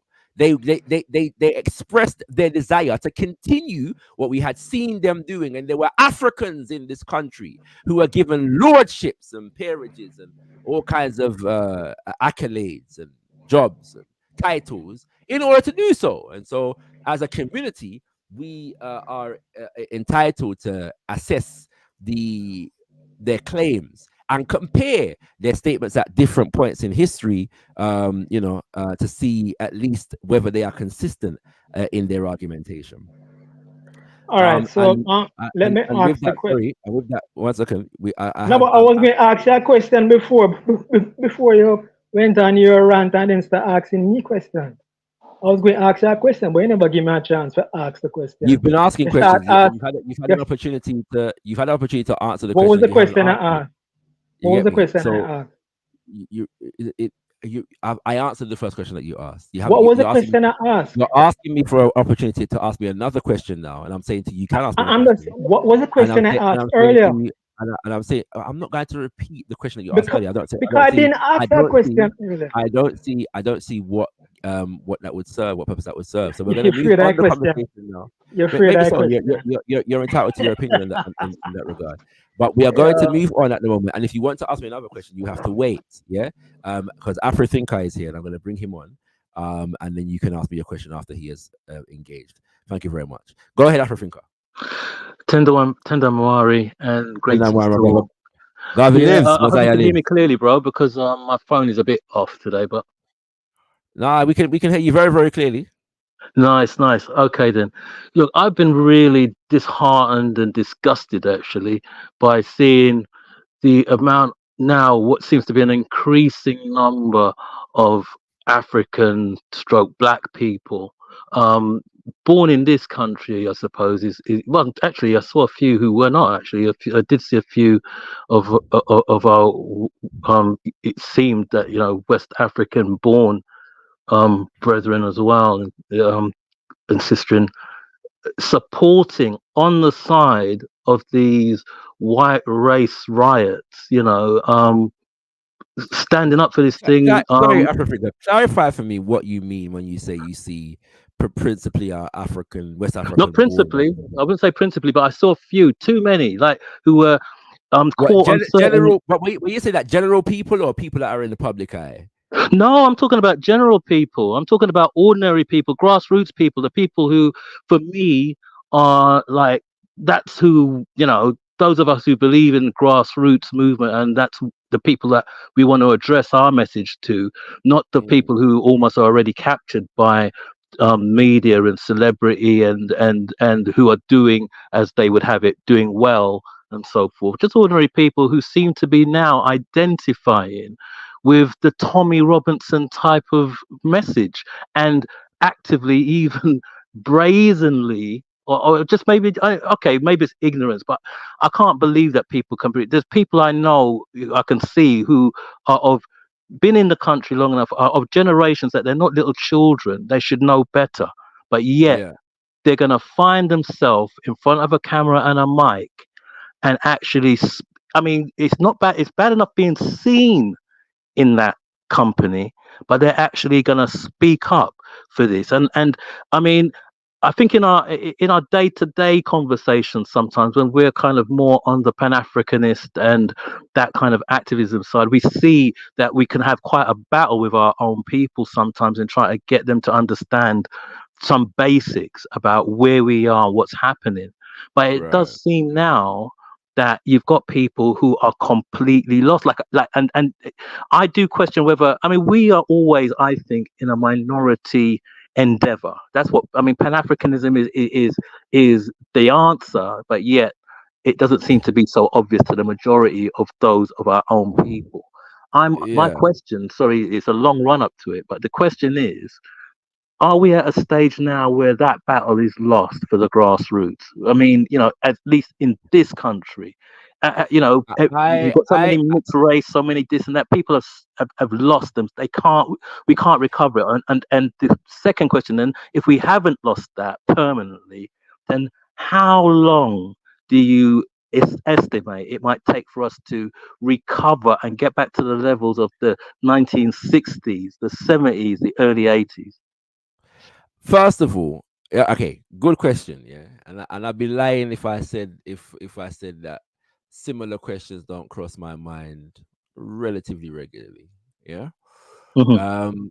Let me say first of all that I have not experienced a dichotomy or an imbalance in terms of support for Robinson and the like along lines of those of us from the continent and those of us from the Caribbean.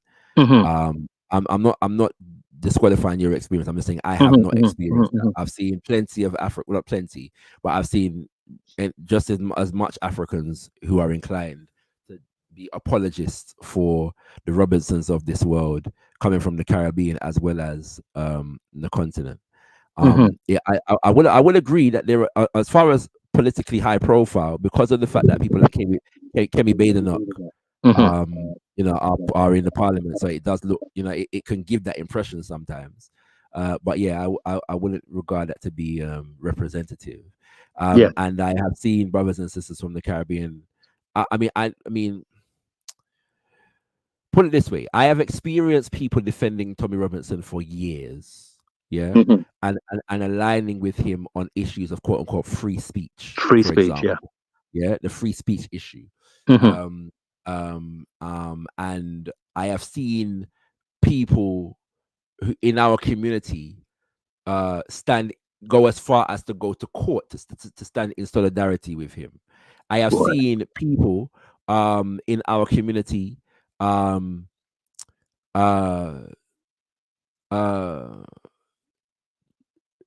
lambast other members of the community for refusing Mhm. to buy into what Tommy Robinson was selling. Yeah. Mhm. Mhm. I've seen all of these dynamics, and I've seen even in the wake of these riots that Mhm. that some of said people have tried to find some way not to critique the Robinsons of this world and their role in what is taking place on the streets of London. Yeah. Mhm. And so and so I've seen all those dynamics, but I don't see them specifically coming more from one set of Africans than another, if that makes sense. To answer your more pertinent question, I, Mhm. I think that I'm a Garveyite, not just in mind but in spirit. Of course, yeah, yeah. Right. And what I mean by that, yeah, Mhm. is that man is diehard in the thing. Yeah. So in general, I harbor no diminishment of conviction Of in what course. I stand for and what I Of fight course. for. Of Right. course. And if I did, I couldn't do the work that I do. And Of we course. shouldn't do the work that we do, right? Mhm. At the Mhm. same time, yeah, at the same time, sometimes I do question whether what we fight for is going to have the impact that it should have, if that makes sense. Mm. especially in a country whereby we are said to be like 2% of the country and them kind of things. That we have to Yes, talk. yeah, yeah, If we're talking strategy, I yeah, do yeah. question the viability of that just strategically. All right, Of course. even though as it stands at the moment, I am domiciled here for the most part and try to travel as much as I can to connect with Mm-hmm. Africans everywhere. Right, you know what Mm-hmm. I'm saying? Yeah, I just it like Mm-hmm. that. Yeah, that is a circumstance of the now. Yeah.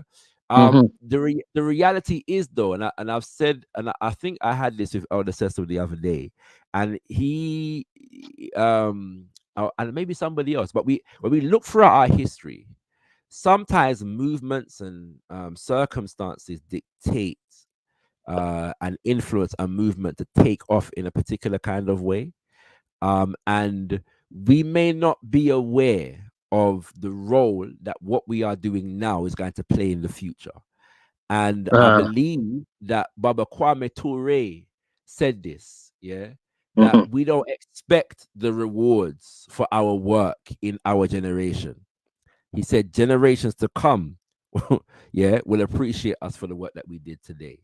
And so I think that it will be wise if we understand the rightness of what we stand on, to not be it's natural to ask such questions, but to Mm-hmm. not allow them to consume us. Of And course. to be but to also be creative. Don't allow our conviction to be an excuse for a lack of creativity in terms of how we propagate and how we express, if that makes sense. Yeah. And how we relay these messages. And I also believe that the more we connect with brothers and sisters internationally, the more we will see the viability of our work bearing fruits. Of course. I hope that's the question. Of course. I mean, thank you very much for that. I agree with everything you said, and just to be clear, I'm not really speaking, clearly not speaking about you. I know where you stand, even before you said that. I mean, I don't expect you to diminish at all. In fact, I would expect the opposite. Even if it became harder, I expect it to get stronger with you. And for me, I'm at a point where I don't intend to resile at all from the conclusions I've come to in terms of my identity and what we need to do collectively as a people and all of that. I suppose my question was very much angled towards the realistic, as you've touched upon, but the practicalities of understanding in a concrete kind of way what we're looking at and what's happening. Is there a science that says it's going to take this amount of generations, this amount of decades, or this amount? Have we got some scientific way so that we can be realistic, as you No, say? you're right. It's a good question. It's an absolutely good question, and the answer is I don't think so. Okay. Those things are difficult to. It's difficult to use a phrase, centrally plan the revolution. Right. Okay. Yeah. In all aspects, right? You know what I'm saying? Like, you have to do your work, and then be organized for the circumstances that you didn't plan for, if that makes sense. To take advantage of the I got you. So just as I close then, Shakra, just to again, so all right, we might not have the precise maths, the measurements, the figures, but and I don't expect you to reveal, because I've heard you speak on these kind of things before, right? The exact signs, but is there at least a consciousness, an understanding, just like how the Marxists, right? They understand what it starts to look like as we approach the moment of revolution. You can't predict it exactly, but you can see certain signs. You can see. Yeah. But I think that we're seeing some of those signs at the moment. I think that when we see some of the uprising that is taking place in the Sahel, in Senegal, in Kenya, in South Africa, in Namibia, in Haiti, in Jamaica, Suriname, you know what I'm saying? When we see these things, when it's Brazil, we're seeing signs of our people raising their own consciousness, and that consciousness being formed into organization. So we are seeing that. And you're correct on that front. When I say that it's not scientific like that, I'm attempting to sway the idea that everything is going to go how we want it to go and how we want it to run, right? But no, yeah, we can see certain signs, and we should be paying attention to the signs. At the same time, the only way to be able to do that is to be in the process of organizing and organization. Yeah. Okay. That is the only way, in my humble estimation, to be able to take advantage of and read those signs properly as needs be, you know. But having said that, though, for whatever generation that we are in, we do have a responsibility to provide ideological clarity as much as possible. Yeah, Right. so that when our people are ready, these things are in place. Yeah, for us to I teach hear and you. learn and get involved in. This is it's partly what I'm attempting to do with the scientific Garveyism work. Yeah, which is to bring the philosophy and the program into the 21st century, so to speak, in language terms. Yeah. Yes. And crystallize certain elements of it. You know, that we may have allowed certain confusion. Right. And well, so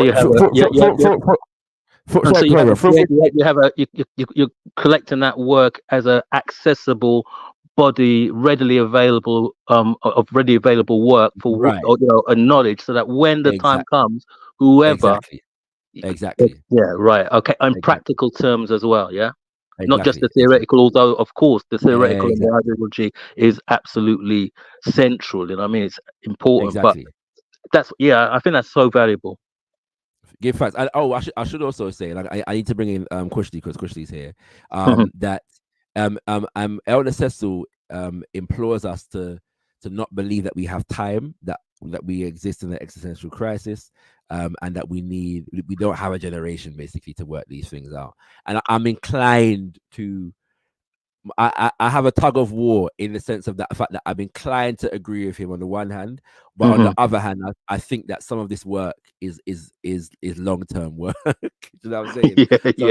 So I have a conflict within me where that is concerned. But I believe that there is wisdom in what the elder says. You know what I'm saying? Indeed. Well, feel free to stay where you are. I need to get to Kushti before. No worries. Coffee. Send that worry.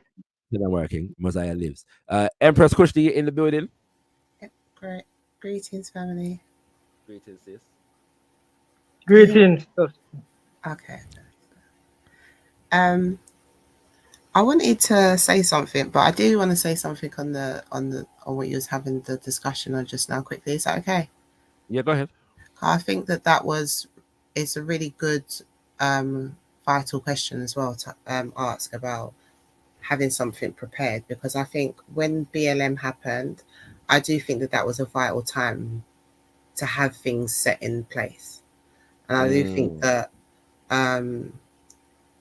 the next time that there's a likelihood of a tragedy happening, that's why the same things keep playing out over and over again, because there's not something set in place. I think BLM was the biggest opportunity that, if we had everybody organized and our hard hitters in place, we could have really, for lack of a better word, turned that into something which would have been something great for us. So I do think that having something set in stone is important. Like, for example, when all of people forget how, at certain points the media was getting held to place because they weren't even letting the media in, because once the media, especially in the early days, I'm not talking about when it got politicized, I'm talking about the earlier days. I remember that like places like NBC and things like that, they went directly to those buildings. It wasn't just going to loot in a bargain shop, shoe shop, like what we saw these rioters doing. They went to the NBC as soon as they saw that they were deeming them as rioters, and it forced at that point the media to shift their talk slightly. And I think there was a vacuum there for someone who could have spoke for us to then have that person in place to now be the person to speak on us. When they started going to selective businesses, when they were putting businesses to task in regards to how many black CEOs they had, where is the follow-up on that? Where is the person that we have in place in regards to our businesses to keep us aware of that, to keep the pressure on the neck of that? When it was brands like Reebok, Nike, and things like that, who were then trying to peddle on the back of, well, we're with you, and there was a lot of media and adverts and things like that. Pepsi did something, failed miserably because I think they had one of the Kardashians holding up a Pepsi can. People were really trying to capitalize off of it and act like they were, and remember, a lot of these businesses were saying that they were contributing into some sort of Black Lives Fund. We now know that fund, who was the owner of that fund. There was no one in place to organize these funds that we could have had that was supposed to go to the community to go back in place. So I say that when I look at BLM, I just see such a missed opportunity. And I think that there's deeper discussions to be said there, where that the few that we know that really have our interests at heart should really have a plan for the highly likely event of another tragedy coming again, and not having the likes of Sowell or whoever this guy is who's behind Black Lives Matter, who had millions. There was another story about an Australian far right guy who set up a fake Black Lives Matter who got millions out of that. These things cannot happen. So there is a point of where we need to have these so-called leaders leadering, like for real. That's what I want to say on that. For me, but on the what I came on to say in regards to the immigration things and the riot things is that I think I had a different view on it, and I kind of see it on the world view, especially as Pan-Africans. That's what we need to do.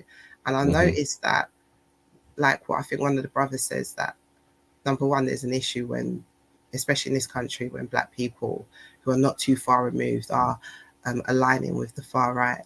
But then when we look over to our brothers and sisters in America, I've heard like a lot of rhetoric in regards to Black people in America saying that they're against immigration and this kind of thing, that we are Americans and we can't have these immigrations come in. And that's the same kind of feeling that, or same kind of vibe that we get from like the guy that you mentioned, the Soul guy, and how they feel a part of this country, and it's like us, and we're with these white people against these immigrants. And then you see what's happened in South Africa. Did you see what happened in South Africa in regards to the Miss South Africa? Yeah. So then again, you've got South Africans who are against the immigration. This was an immigration chant as well. It's the same kind of chant, right?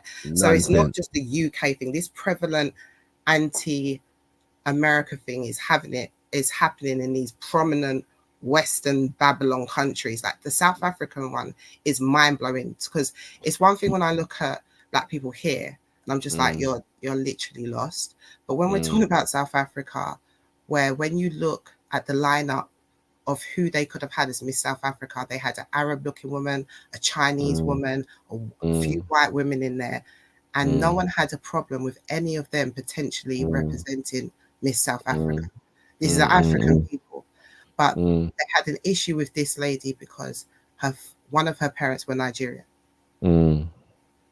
So she is probably the most closest to the African people, if they knew the heritage, like the cultures.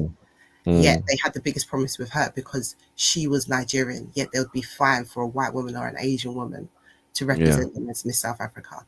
And this immigration thing keeps occurring. Yeah, no, you're correct. It's a very interesting point, especially when you're dealing with it economically. But first of all, we are yet to seal up our interview with brothers and sisters in South Africa, which we will be doing soon. So stay tuned on the issues that have taken place there. I am 100% sure, and I'm willing to be proven wrong on this, that a lot of the furor regarding the sister was funded. A lot of that anti-African sentiment in South Africa is funded by white people in South Africa. And it's just unfortunate that too many of us are willing to be stool pigeons for them. On the Fugees, the Score album, There's a quote I always loved when I was a child. He says, "It's easy for cats to kill other cats. It's just the dogs they got trouble with." Yeah, you know what I'm saying. And so, it's easy for us to attack the sister. Yeah, you know what I'm saying. But it's more difficult for us to attack these white folks because they control the economy. Yeah. And so instead we scapegoat each other on the issue of immigration. And that is not to say, there are significant issues for Africans to raise in relation to the impact of immigration on our standing in particular nations. Yeah. Immigration or the influx of migrants, so to speak, deliberately orchestrated often by state power and related corporations, has been a tool that has been weaponized against us, especially in the Caribbean. Yeah. And so the problem for me is the context in which we raise it. And if we understand it in the context of economic warfare against us, or we understand it as an issue of migration, it's not an issue of migration, it's an issue of economic warfare. Absolutely. And once we understand the issue as an issue of economic warfare, then we will target those who are orchestrating the war. You know what I'm saying, and not be preoccupied with the tools that are being used, the weapons that are being used within it. I think it's Go on. No, I agree with you, because when you said that it's not an issue of immigration, because they don't have the problem with the white people, the Asian people there. This is what I'm trying to say. It's clearly that it's not a problem with people coming over. Yeah. It's that type, and it's mad that it's a type that looks like you. I mean, here's one thing, America is one thing, but when it was in South Africa, I couldn't believe it, because I know that you're saying that it's majority probably white-led, and I can agree with you absolutely. White funded, especially if you consider funded. The ANC government has now gone into a power sharing agreement with the Democratic Alliance, which is basically white power, in South Africa, in the form of a political party. So now they're not only controlling the economy, they're having more and more influence in facial terms, in terms of the government, right? So we see these things taking place, and that quote that I played as an intermission from Amos Wilson is key in all of these dynamics, because the one thing, like over here, that this Africans versus Caribbeans beef, that people keep trying to flag up and perpetuate all the while, everywhere we are, we see division being promoted among African people, because it is understood that an African identity creates an organizational framework that is a direct threat to these institutions and the power that they wield. And so it kind of relates to the conversation that I had with Afrifinka, to the extent that we have to keep investing in that. Like, we have to demonstrate the power and the viability and the beauty of when Africans are able to see ourselves in each other. Yeah. And that might sound very, very fairy and fanciful, and I should say airy, fairy and fanciful. Yeah. But it's real. Yeah. To the extent that is why when we see them consistently trying to attack that recognition, and the idea that we might see ourselves in each other, we know we have to invest in that dynamic. And finally, let me say to your first point, I think people are still coming to the terms with the extent to which the Black Lives Matter as an institution was an attempt at movement capture to a significant degree. Early on, there were a number of people that caught it, but because of the fact that the propaganda around Black Lives Matter multiplied, and Black Lives Matter, on the one hand, for the left, became a tool to demonstrate how progressive they were, and as far as the right was concerned, was a useful caricature for attacking any and all Black movements. People, on the one hand, felt compelled to jump on the train, and on the other hand, were too overwhelmed by the popular narrative that their voices will not be able to be heard over the cacophony, so to speak. So if you look, for example, in in many of the areas, where Africans in the USA were slain by the police or otherwise, and Africans underground were organizing, many of those early organizations are very, very anti-Black Lives Matter. But unless you were close to the grassroots, you wouldn't know that. Why? Because the entire media said Black Lives Matter, whether they were for it or against it. You didn't get to hear the voices on the ground, right? This what I'm saying. And so you're right. It was a missed opportunity, to a certain degree, that was born out of the fact that we never had the kind of media to really challenge, the mass media that exists in today's world, and the extent to which the movement capture was designed to create a furor that resulted in mass demonstration, but was not able to translate itself into organization, if that makes sense. And to misdirect the intentionalities of the people. We're still coming to terms with the extent to which Black Lives Matter was movement capture, and it becomes very complicated as well when you're dealing with the actual institution versus the slogan, which I always had a problem with, even just as a slogan. Black Lives Matter. It always seemed problematic to me. But you can always understand why our people rallied around the sentiment, and was prepared to come out into the streets to defend the sentiment at the same time. And so, but I think, but this is what I'm saying, that we can always learn, but hindsight is everyone's a genius in hindsight. So we have to give that out there first. So, but we must learn from it. So now knowing that what it became was everything that you said, and because it evolved in that, it got so big. So that's why initially, when it was the roots led, even the fact that it's been called an institution, it grew into an institution. Someone capitalized that off of and made that an institution. That should have been us. It should have been real people who care about us, who are serious about us, and that should have been the start of many programs that should be well on its way off the ground and doing stuff for us around the world, because it was kicking off around the world. There could have been different fractions around the world.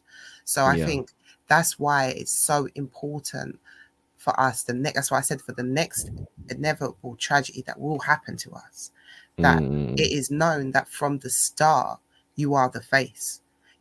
We know enough about media to know that when people talk, we should be comfortable and know that when they do get a puppet, we can instantly say, you don't talk for us.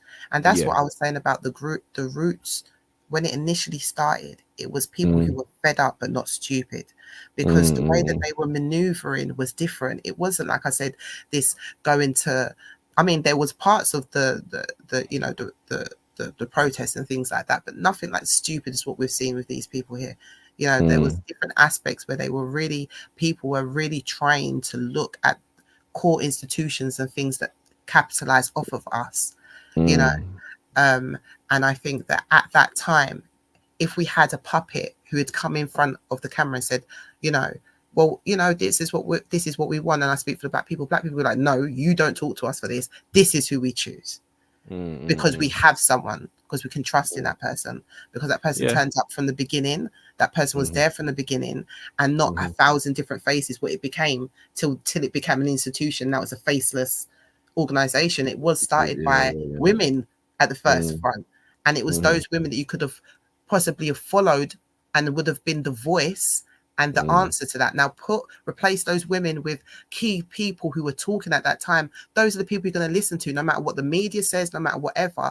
Those are the core people who are there from the key, and they would have set up. So I'm just saying that there's little things like that you can have learned from, well, yes, it's all genius from a hindsight. So yeah, man, organization, that's the key to everything, yo. Unless we're organized, then we won't be able to take advantage of these things. Give thanks for your contributions, sis. I'm gonna get back to you.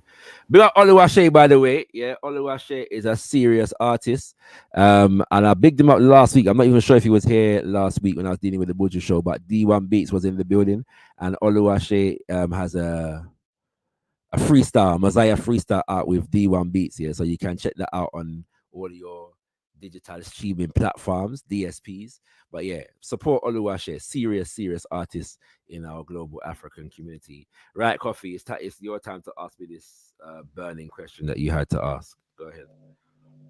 Yeah, basically, I was going to ask kind of the same thing with African thinker was asking, but on a more specific policy, pragmatic policy level, you know what I mean? Because we can go on and on about which protest was worse, which was a riot versus which was rebellion, but it's gonna happen again, right? Because the conditions are still there. The clash of cultures with immigration, the deindustrialization, like you said, the deteriorating economic conditions with inflation, etc., and the black community and the over policing and that come with state funded police. So what was your specific policy prescription for social, economic, and political redress for these problems? I mean, it's the same thing. Before I answer your question, you need to substantiate something for me. The issue of which riots was worse. When was that conversation had? All right, this is a good tactic on you to draw this out now to not answer the question. You're entitled to your opinion. I'm still asking you a question though. When Yeah, was but that but if you want to play this game, I ask you the question first. It's not about asking me the question first. You've Well, premised answer the your question.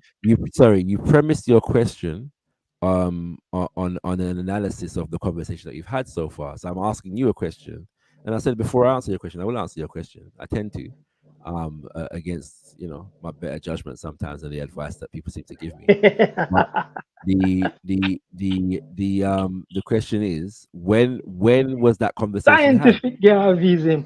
Yo, today when in your program you talk about the riots and the right wing versus what did go on with BLM and 2011 and which one worse and which one did. BLM didn't exist in Here we go 2011. now. You're back and forth with this long drawn out. BLM didn't exist in 2011. So when was there? Nice. Sorry, no. I just tell you.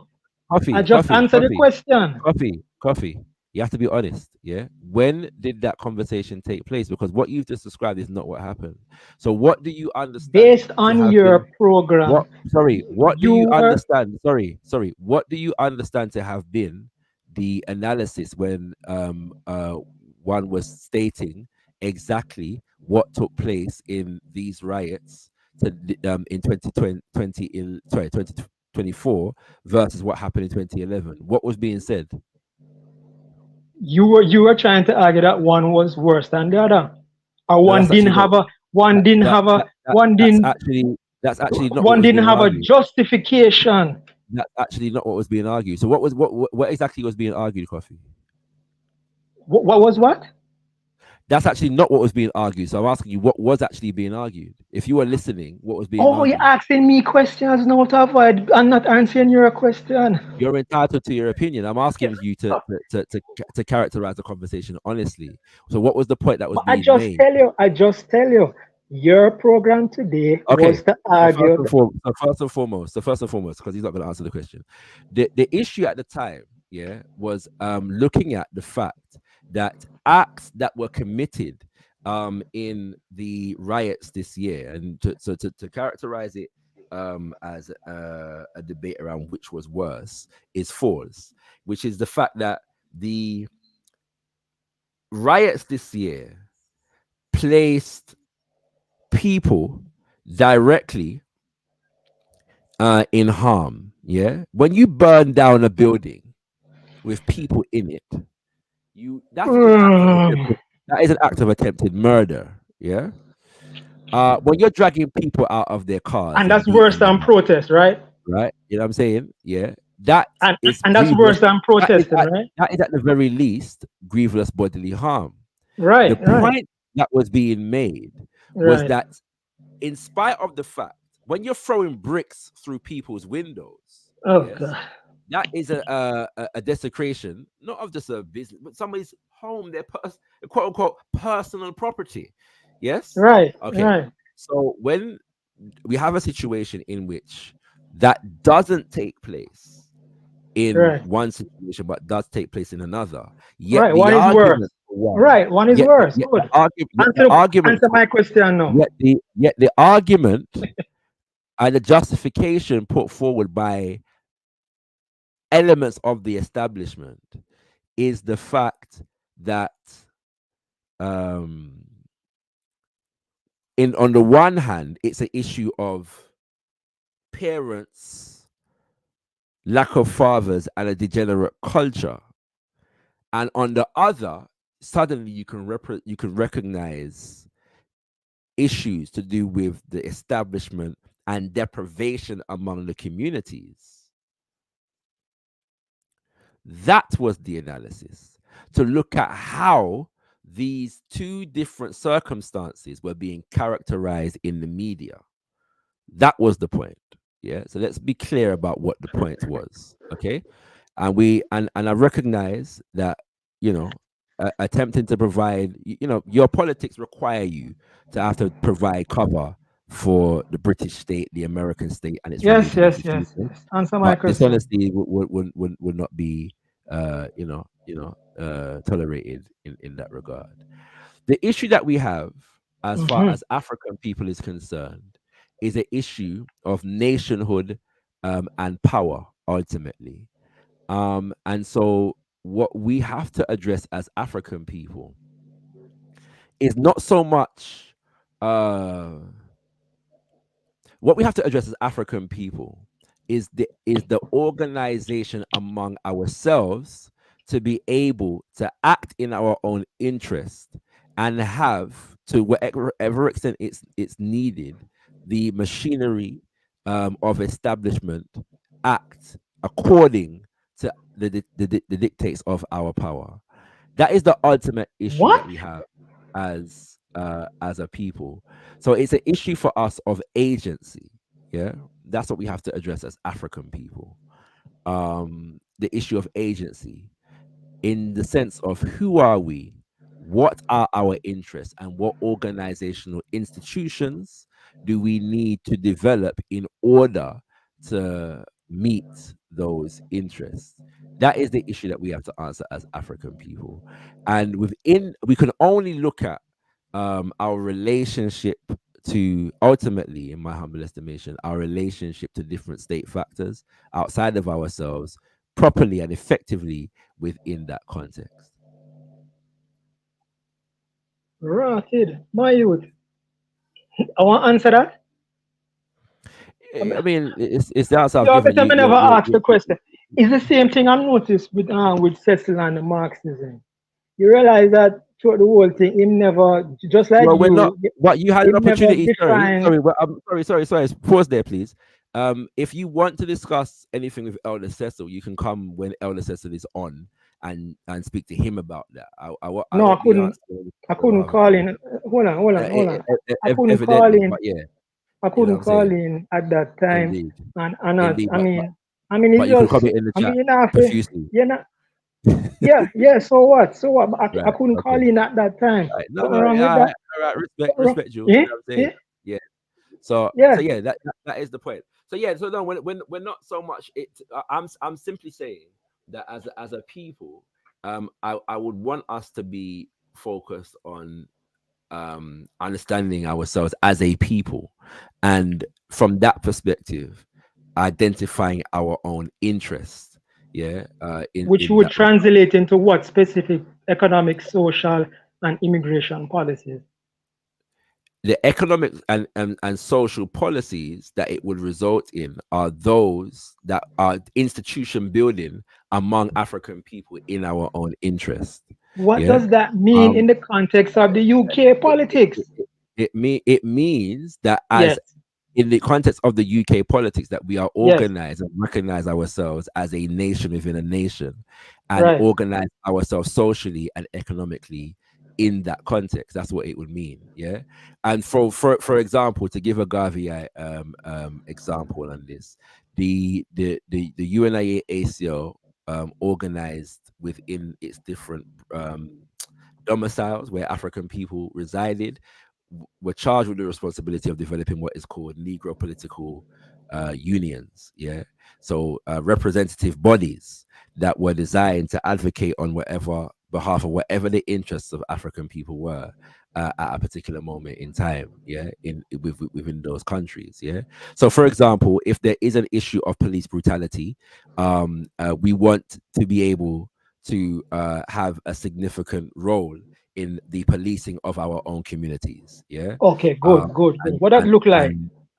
And well, it could look like many different things. We're not going to pass through the minutia of the details of what that could look like on today's show, but the principle. So one of the things that we have to identify within the context of interests are the principles, yeah, that govern what those interests are, and then from that perspective, we'll be able to discuss and pass through. You're not answer the question. Sorry, you coming like politician. Yeah, you're entitled to your opinion. Yeah? And that would be a compliment coming from yourself. However, all right, let me ask you the question. So, what should be the policies then, Coffee? You tell me. If I'm not answering the question, what should be the policies then? For which one, immigration or police? Well, the same question that you asked me, the exact same question that you asked me. What should my answer be? Or what should the answer be to the questions? Yeah, community policing, meaning that the police instead of going after low-level drug crimes, etc. First of all, that would have to be connected to drug laws. Right, so you have to get rid of the drug laws. So you get rid of a whole bag of distractions for the police, so they can concentrate. You're extemporizing on my answer after telling me that I'm not answering the question. I'm asking you to answer the question. Jesus Christ! I'm trying to answer the question, Bridget, but you doesn't want me to answer it. Why? You told me that I haven't answered the question, but now you're using my answer as the basis of your answer to the question. So that would suggest that I didn't about police, right? No, I didn't ask you about the police. I asked you to answer the same question. Right. And we were talking about policing. I was getting specific when you couldn't get specific. No, it wasn't. But your example is an example that I brought to the table. So if your example of policing is specific, it is only specific to the extent that I was specific. No, Virgin, stop being dishonest. I asked you to get specific. What does community policing look like? And you start giving me like that, just like typical politician. What does it look like in practice? What does community policing? How you solve the problem of a clash of cultures with open borders of immigration? How you solve that problem? How you solve the problem of inflation? How you solve the problem of access to housing and healthcare? What was my organizing and learn yourself? What was my answer to you? What was my answer? When you asked me the question, what was my answer to you about the specifics? A word salad. But no, what was my answer? Be specific. A word salad. That's not specific. Gobbledygook. That's mumbo jumbo. That's even less specific. And that last one is that last one is not only not specific but anti-African in its lack of specificity. Oh yes, mumbo jumbo, the Congo word, the Congolese word for nonsense. Yes. But we're on an African program, eh? No, mumbo jumbo is not the Congolese word for nonsense. You're misinformed. Yes, let's talk about political correctness and not your inability to articulate political, economic, and social policies specific and pragmatic to the black communities in the United Kingdom, and you want to cover it under the guise of let's organize, let's learn. So brothers and sisters, learn what is taking place here at the moment. Yeah, the idea that of being able to reason beyond just the realms of the United Kingdom is problematic to certain people. So this is what is taking place at the moment. That there are ones who want us to confine our entire analysis to European nation states, and I never only said be that. able to envisage our existence within the context of European nation states. And so when we begin to think of solutions that envisage ourselves beyond those kind of confines, they found that very problematic. So they try to put forward an argument that would suggest a lack of specificity, when in reality, the specificity that I am calling for doesn't lie within the confines that they would like me to stay with. That is all that is taking place, right? So I say we need to look at ourselves as a nation within a nation. Notice he could have asked me, so what does a nation within a nation mean? Yeah, that was not the question. He could have asked me, well, what is a nation? Please. That was not the question.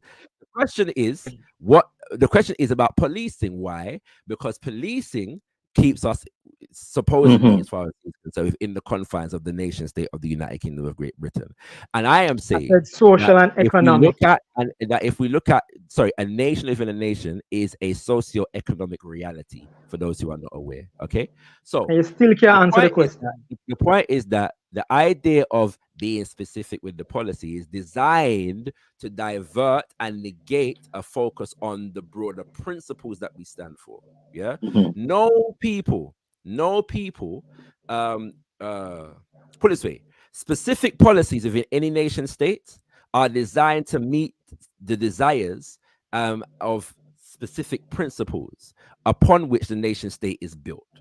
Yeah, and the idea that we as African people should forego that process. This is what's taking place right now in the conversation. Never said anything like that. We should forego that process. By implication, this is what is being said. We should forego the process of identifying our broader principles and our broader interests. Still not answer the question.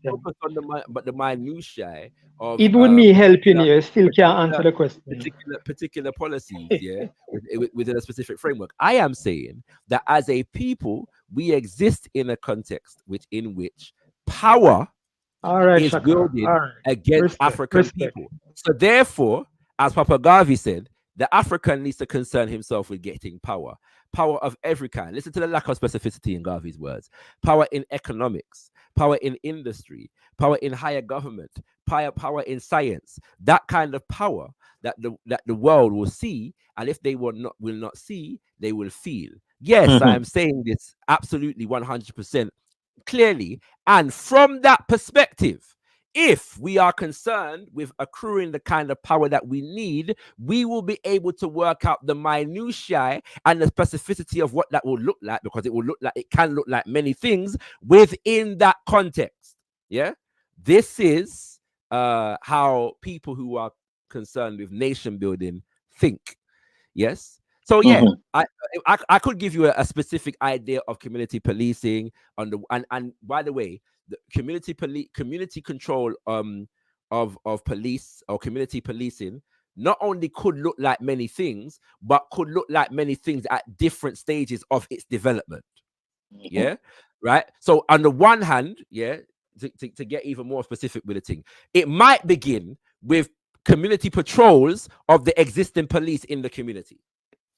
Yeah, it might look like, for example, organizing police watch to be able to monitor the actions of the police in the community in relation to the community. It might begin looking like that.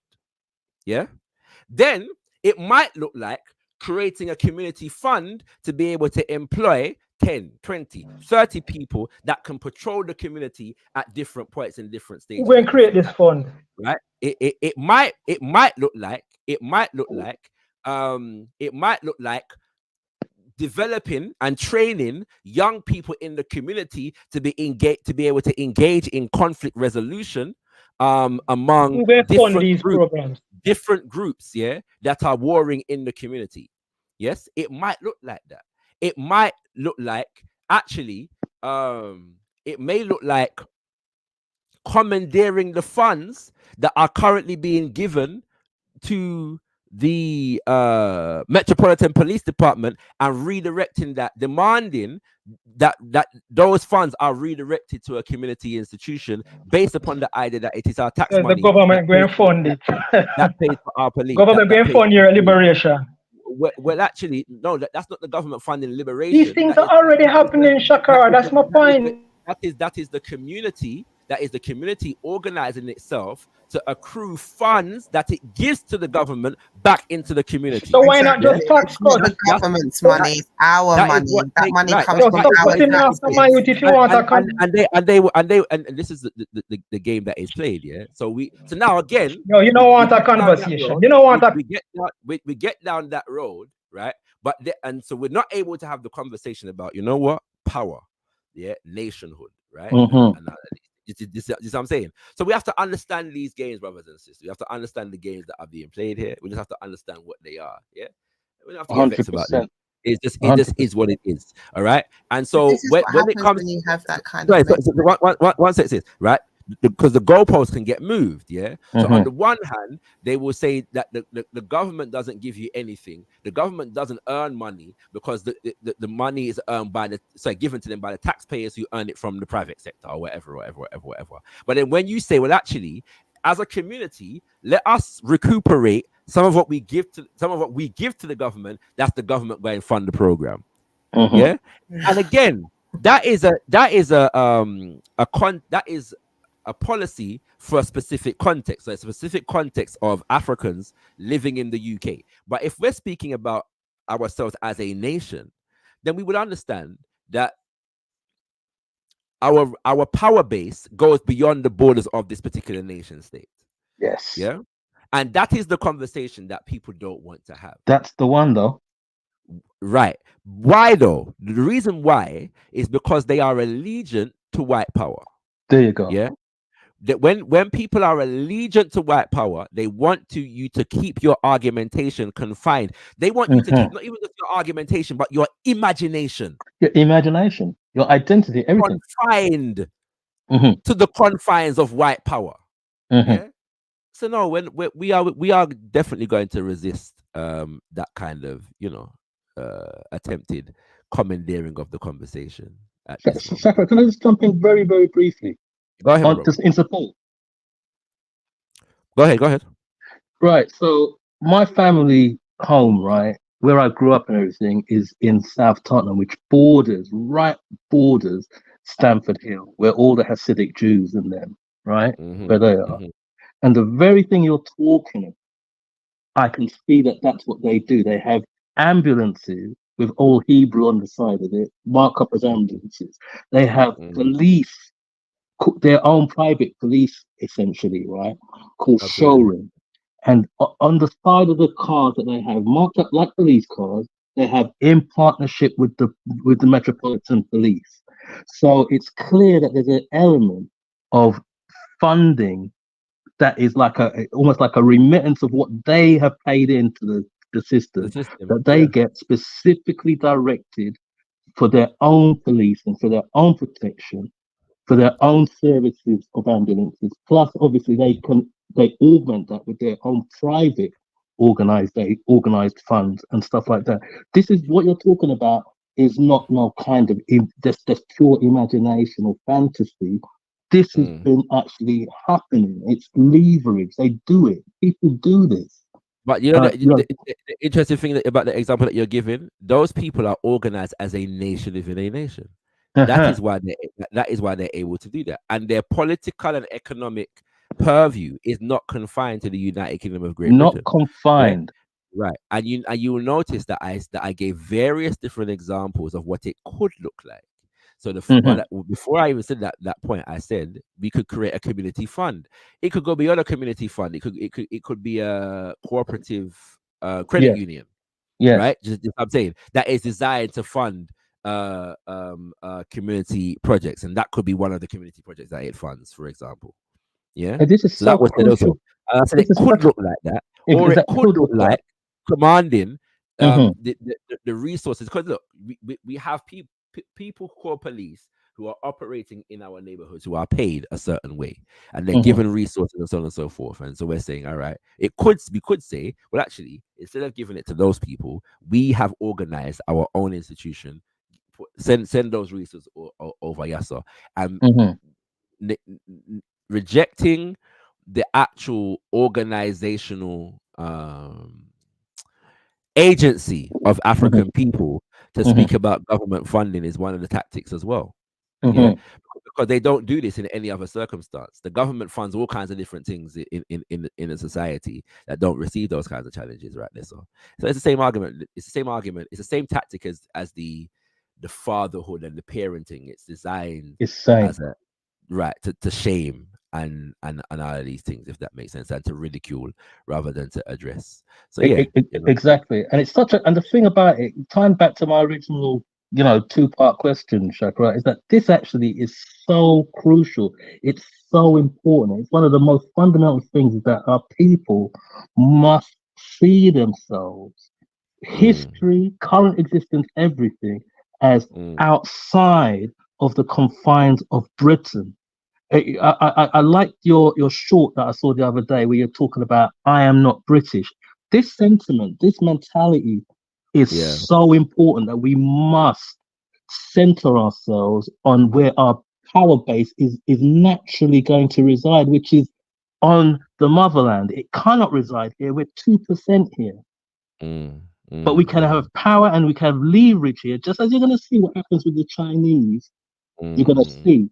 And to tie back to something that Brother Cecil says now and then, quite often actually, about where Africa was and where China was at one point. And Africa took the wrong turn, China took the right turn to become more unified, to become, to reject the Western ways, to strengthen their Chinese cultural consciousness, and look at it today. The whole world has to take notice, and that's where this is not make believe. This is clear. We could have been in the same position. So even in answer to my question, in some way, it might not need it. Look, it's unlikely to be in our lifetime. Okay, fair enough, but it does not need to be like beyond the realm of like foreseeability. It hasn't taken that long for China to get to where they are from where they were. It is less than 100 years, if I'm not mistaken. No, absolutely. But yeah, like I said, bro, it could look like different things at different stages of development. Yeah. And so the actual question though is, the major question is whether we are exercising our own agency and organized power. That is the question that we have to ask. Yeah.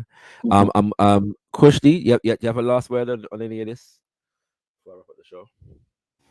Hey, no, I think the back and forth with the Kofi thing, I think, that's kind of break it down pretty clearly. It's quite basic. I was trying to ask, because that's why when you was talking, I said basically it's about the mentality, which like you basically summed up. So it's just kind of that. But I just wondered if you'd seen the guy who did the GoFundMe as well. He didn't do the GoFundMe, but he was working for a care company. He was a carer. And the company set up a GoFundMe because his car was... I heard about this. Is this the one that his car was damaged or something like that? Yeah. And they set up a GoFundMe to give him the money to repair his car, but then they tried to give the money to Oxfam and the Red Cross and the police and the old lady down the street, and the Babylon, that kind of different thing. Go on. Yeah, that's quite an interesting story to follow, because they said they only wanted to get free. He said that he was only getting a certain amount. He was getting quite a lot of money. I think it was like 30,000 it was coming up to. And it came out that they were only going to give him 3,000 and divvy out the rest to this, that, and what next. And then it got leaked, and there was a big thing about it. And then imagine the care company come back and said, look, forget it, we're not going to do this, we're going to refund all the money. He's not getting anything. And on top of that, they made a statement saying that his request was for I think it was a Mercedes SUV. So if I'm getting that wrong, I'm not really a cars person. He wanted 1 year's rent paid, and his university school fees pay that. That was his request. You know, if he's requesting something, that would be his request. Okay. And the care company thought that it wasn't smart to give him the car. How would he be able to keep up with the upkeep? They just didn't understand it, and he had nothing in his requests were for the other people who might have been disturbed or upset, including the white people there, right? That might have gone through it. He didn't think of any of them. He was just very selfish and only thought of himself. So they did this thing to kind of smear him, which backlashed on him, and that backlashed on him in many ways, because he set up his own separate GoFundMe, which has just gone through the roof. People said it's it's just the typical Babylon to say that what they think that it should be enough for him, and what type of car, that replacement car that he should have, and it should go, and the fact that they think that it should divvy out even the police, imagine, and a whole bunch of other people. So yeah, it's just interesting. I just thought, you know, just on the back of you saying that, I just thought, because I asked the brother Kwame if he heard about that story. So that's the story I was asking you about, brother Kwame, in the chat. Just I had to type it out, but yeah, it's just been very interesting. Give thanks, Kushti. Give thanks, Afrikan. Much appreciated for your contribution to the show today. I'm gonna close out the show now, so much appreciated, love. Greetings, man. Bless up, bless up. All right, family. You know what I'm saying? We give thanks, you know. And so yeah, you know, there's macro and there's micro, brothers and sisters, and we should never neglect the macro. And we should never allow people to control us into neglecting the macro. We are in a process, not an event. And so organization is going to be the process through which we work out minutiae. Yeah. And we will all have our ideas. But the important thing is that we agree upon our macro interests. Yes. What our macro interests are. And then we'll be in a position to get into the room and work out the minutiae. And there are any number of ideas, that we will come up with. And all of the ideas that we come up with will have their pros and their cons. They will have their assets and their liabilities. Yeah. All of the ideas, including any of the ideas that I come up with that I have not mentioned, any of the ideas that I mentioned here today. And that's just the nature of ideas.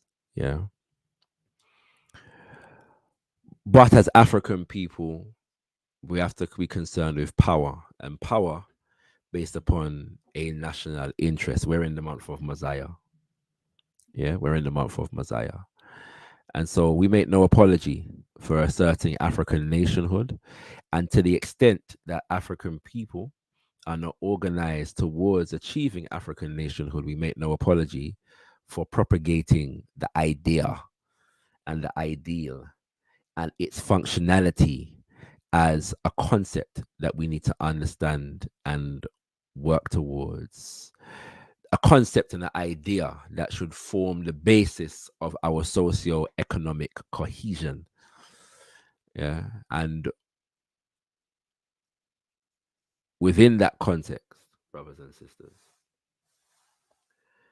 we'll be surprised of the level of creativity that we can employ in terms of the ideas that we come up with on the micro level to solve our problems.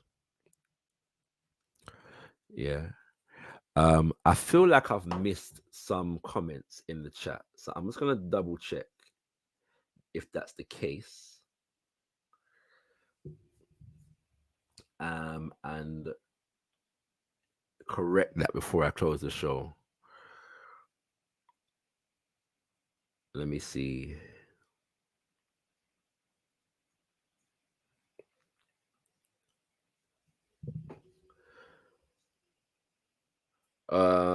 Right. I can see two. Heru Kimbunga Media, free speech unless criticizing Israel. Yeah. Tommy 10 Names Robinson is funded by Zionists. This is true. And I did put out a video the other day about the idea.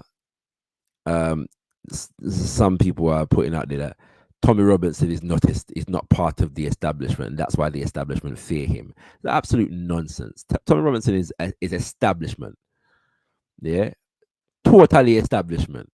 There is no shortage in the history of the British establishment, the establishment, government establishment, of the talking points that Tommy Robinson is popular for spewing, and the organizational formations that Tommy Robinson is popular for being involved with.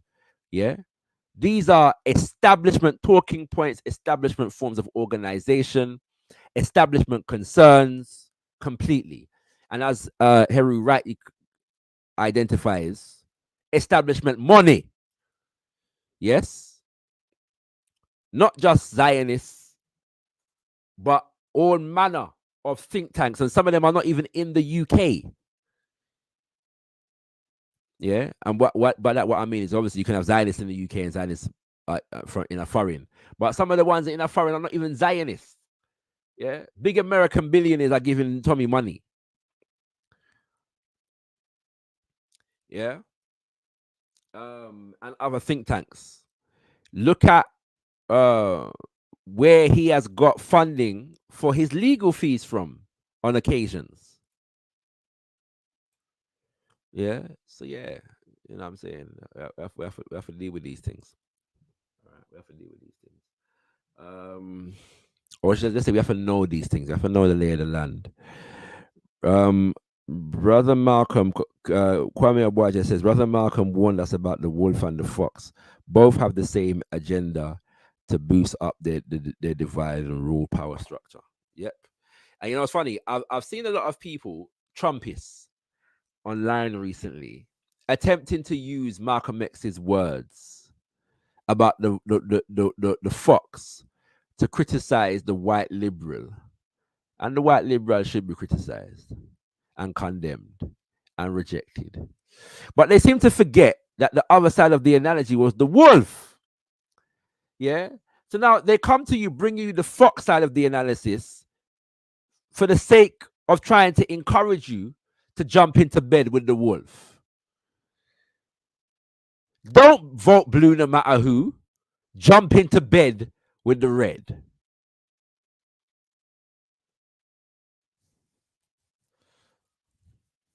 You know what I mean? So I've seen that dynamic taking place right here now. So yeah, interesting. Let me just make sure that I'm not missing any comments anymore.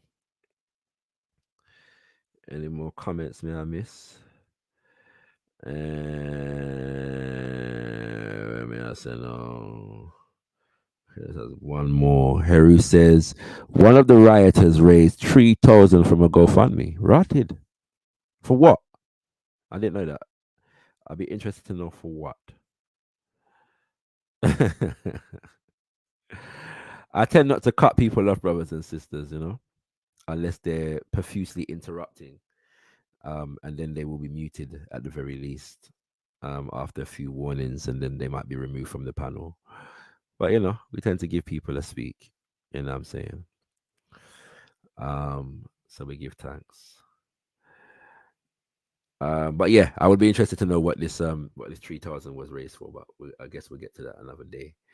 Brothers and sisters, give thanks for your listening ears and your viewing eyes on this, the 20th of the month, called Mosiah, as we continue to raise and build this media institution for our people. Want to remind brothers and sisters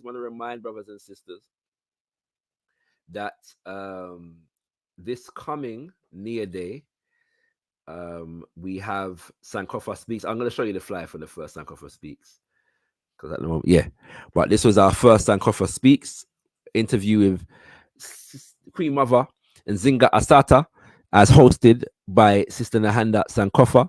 And this coming near day, Thursday, the 22nd, we will have Sister Kenya Malinke Mansare in Sierra Leone, as interviewed by Sister Nahanda Sankofa. And then on Saturday, we have the African Survival Initiative. And we'll be delving in to some specifics and issues regarding Project 2025 and beyond. Understanding Project 2025 and beyond. And this is hosted by a brotherhood called Jikola Kimbunga. And monthly, we'll be providing analysis up until and beyond the presidential election in the United States of America. There are a number of sessions planned, and so we look forward to be bringing this to you, this political education to you, on a monthly basis, brothers and sisters. Yeah, so do come through for that on Imani Day. And just to give you a heads up, Kushkim University is returning next month, and our first edition will be the People's Professor, the Black History Man himself, Robin Walker, ministering and educating on the Ghana Empire, also known as Wagadu, brothers and sisters. And so we look forward to seeing you there, and more announcements to come in relation to Got Kush TV transitions to Kimbunga Media, and our affiliations and associations and business relationships and development, brothers and sisters. We look forward to you joining us and supporting us for all of the above. And with that, on this, the 20th day of the month of Mosiah, we say unto thee, see you on the road at the Hill Carnival. Yes, indeed, brothers and sisters, because we're going to do that. You know what I'm saying? So we'll see you upon the road at Notting Hill Carnival. Enjoy yourself, be safe, and remember the history and the heritage of Carnival. Remember that Carnival is not just jump and wine. Carnival is a celebration of African history and culture, and is also born out of African resistance to colonialism, brothers and sisters. Yeah, let us remember the history and culture of Carnival. Yes, brothers and sisters. Yeah. Right. Tendamwadi. Mosiah lives. Garvey lives. Tendamwadi, be thankful unto the Mother, Father, creative life force of the universe. Kozai Mudzimu Mukuru. We give praises unto our great ancestors. Abibi Tumi, Abibi Fahodi, African power and African liberation for all African people.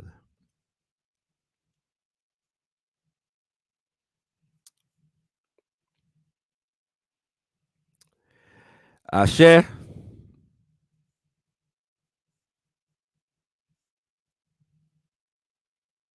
Ashe. Ashe.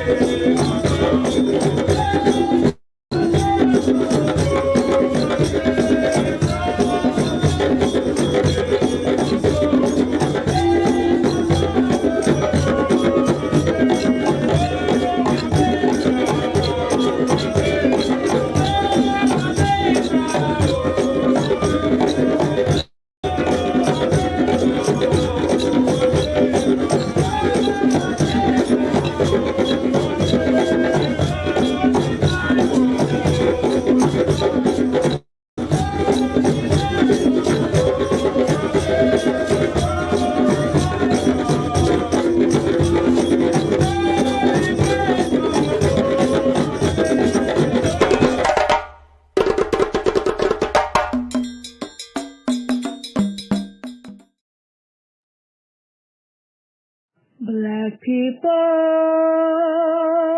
we've got to fight. Jean Petro, you see us. Oh, we've got to fight. Let's go fight. Oh, black people, we've got to fight. Zumbi, you see us. Oh, we've got to fight. Let's go fight. Oh, black people, we've got to fight. Yes, Santa, why you see us? Oh, we've got to fight. Let's go fight. Oh, black people, we've got to fight. Bookman, you see us. Oh, we've got to fight. Let's go fight. Oh,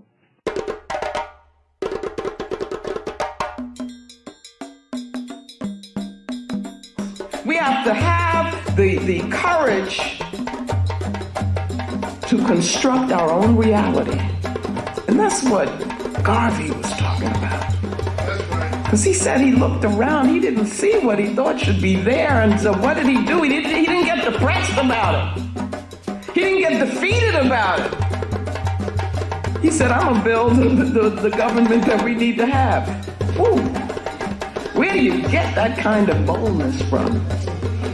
So we got to go all the way back to Garvey, who said he would come again.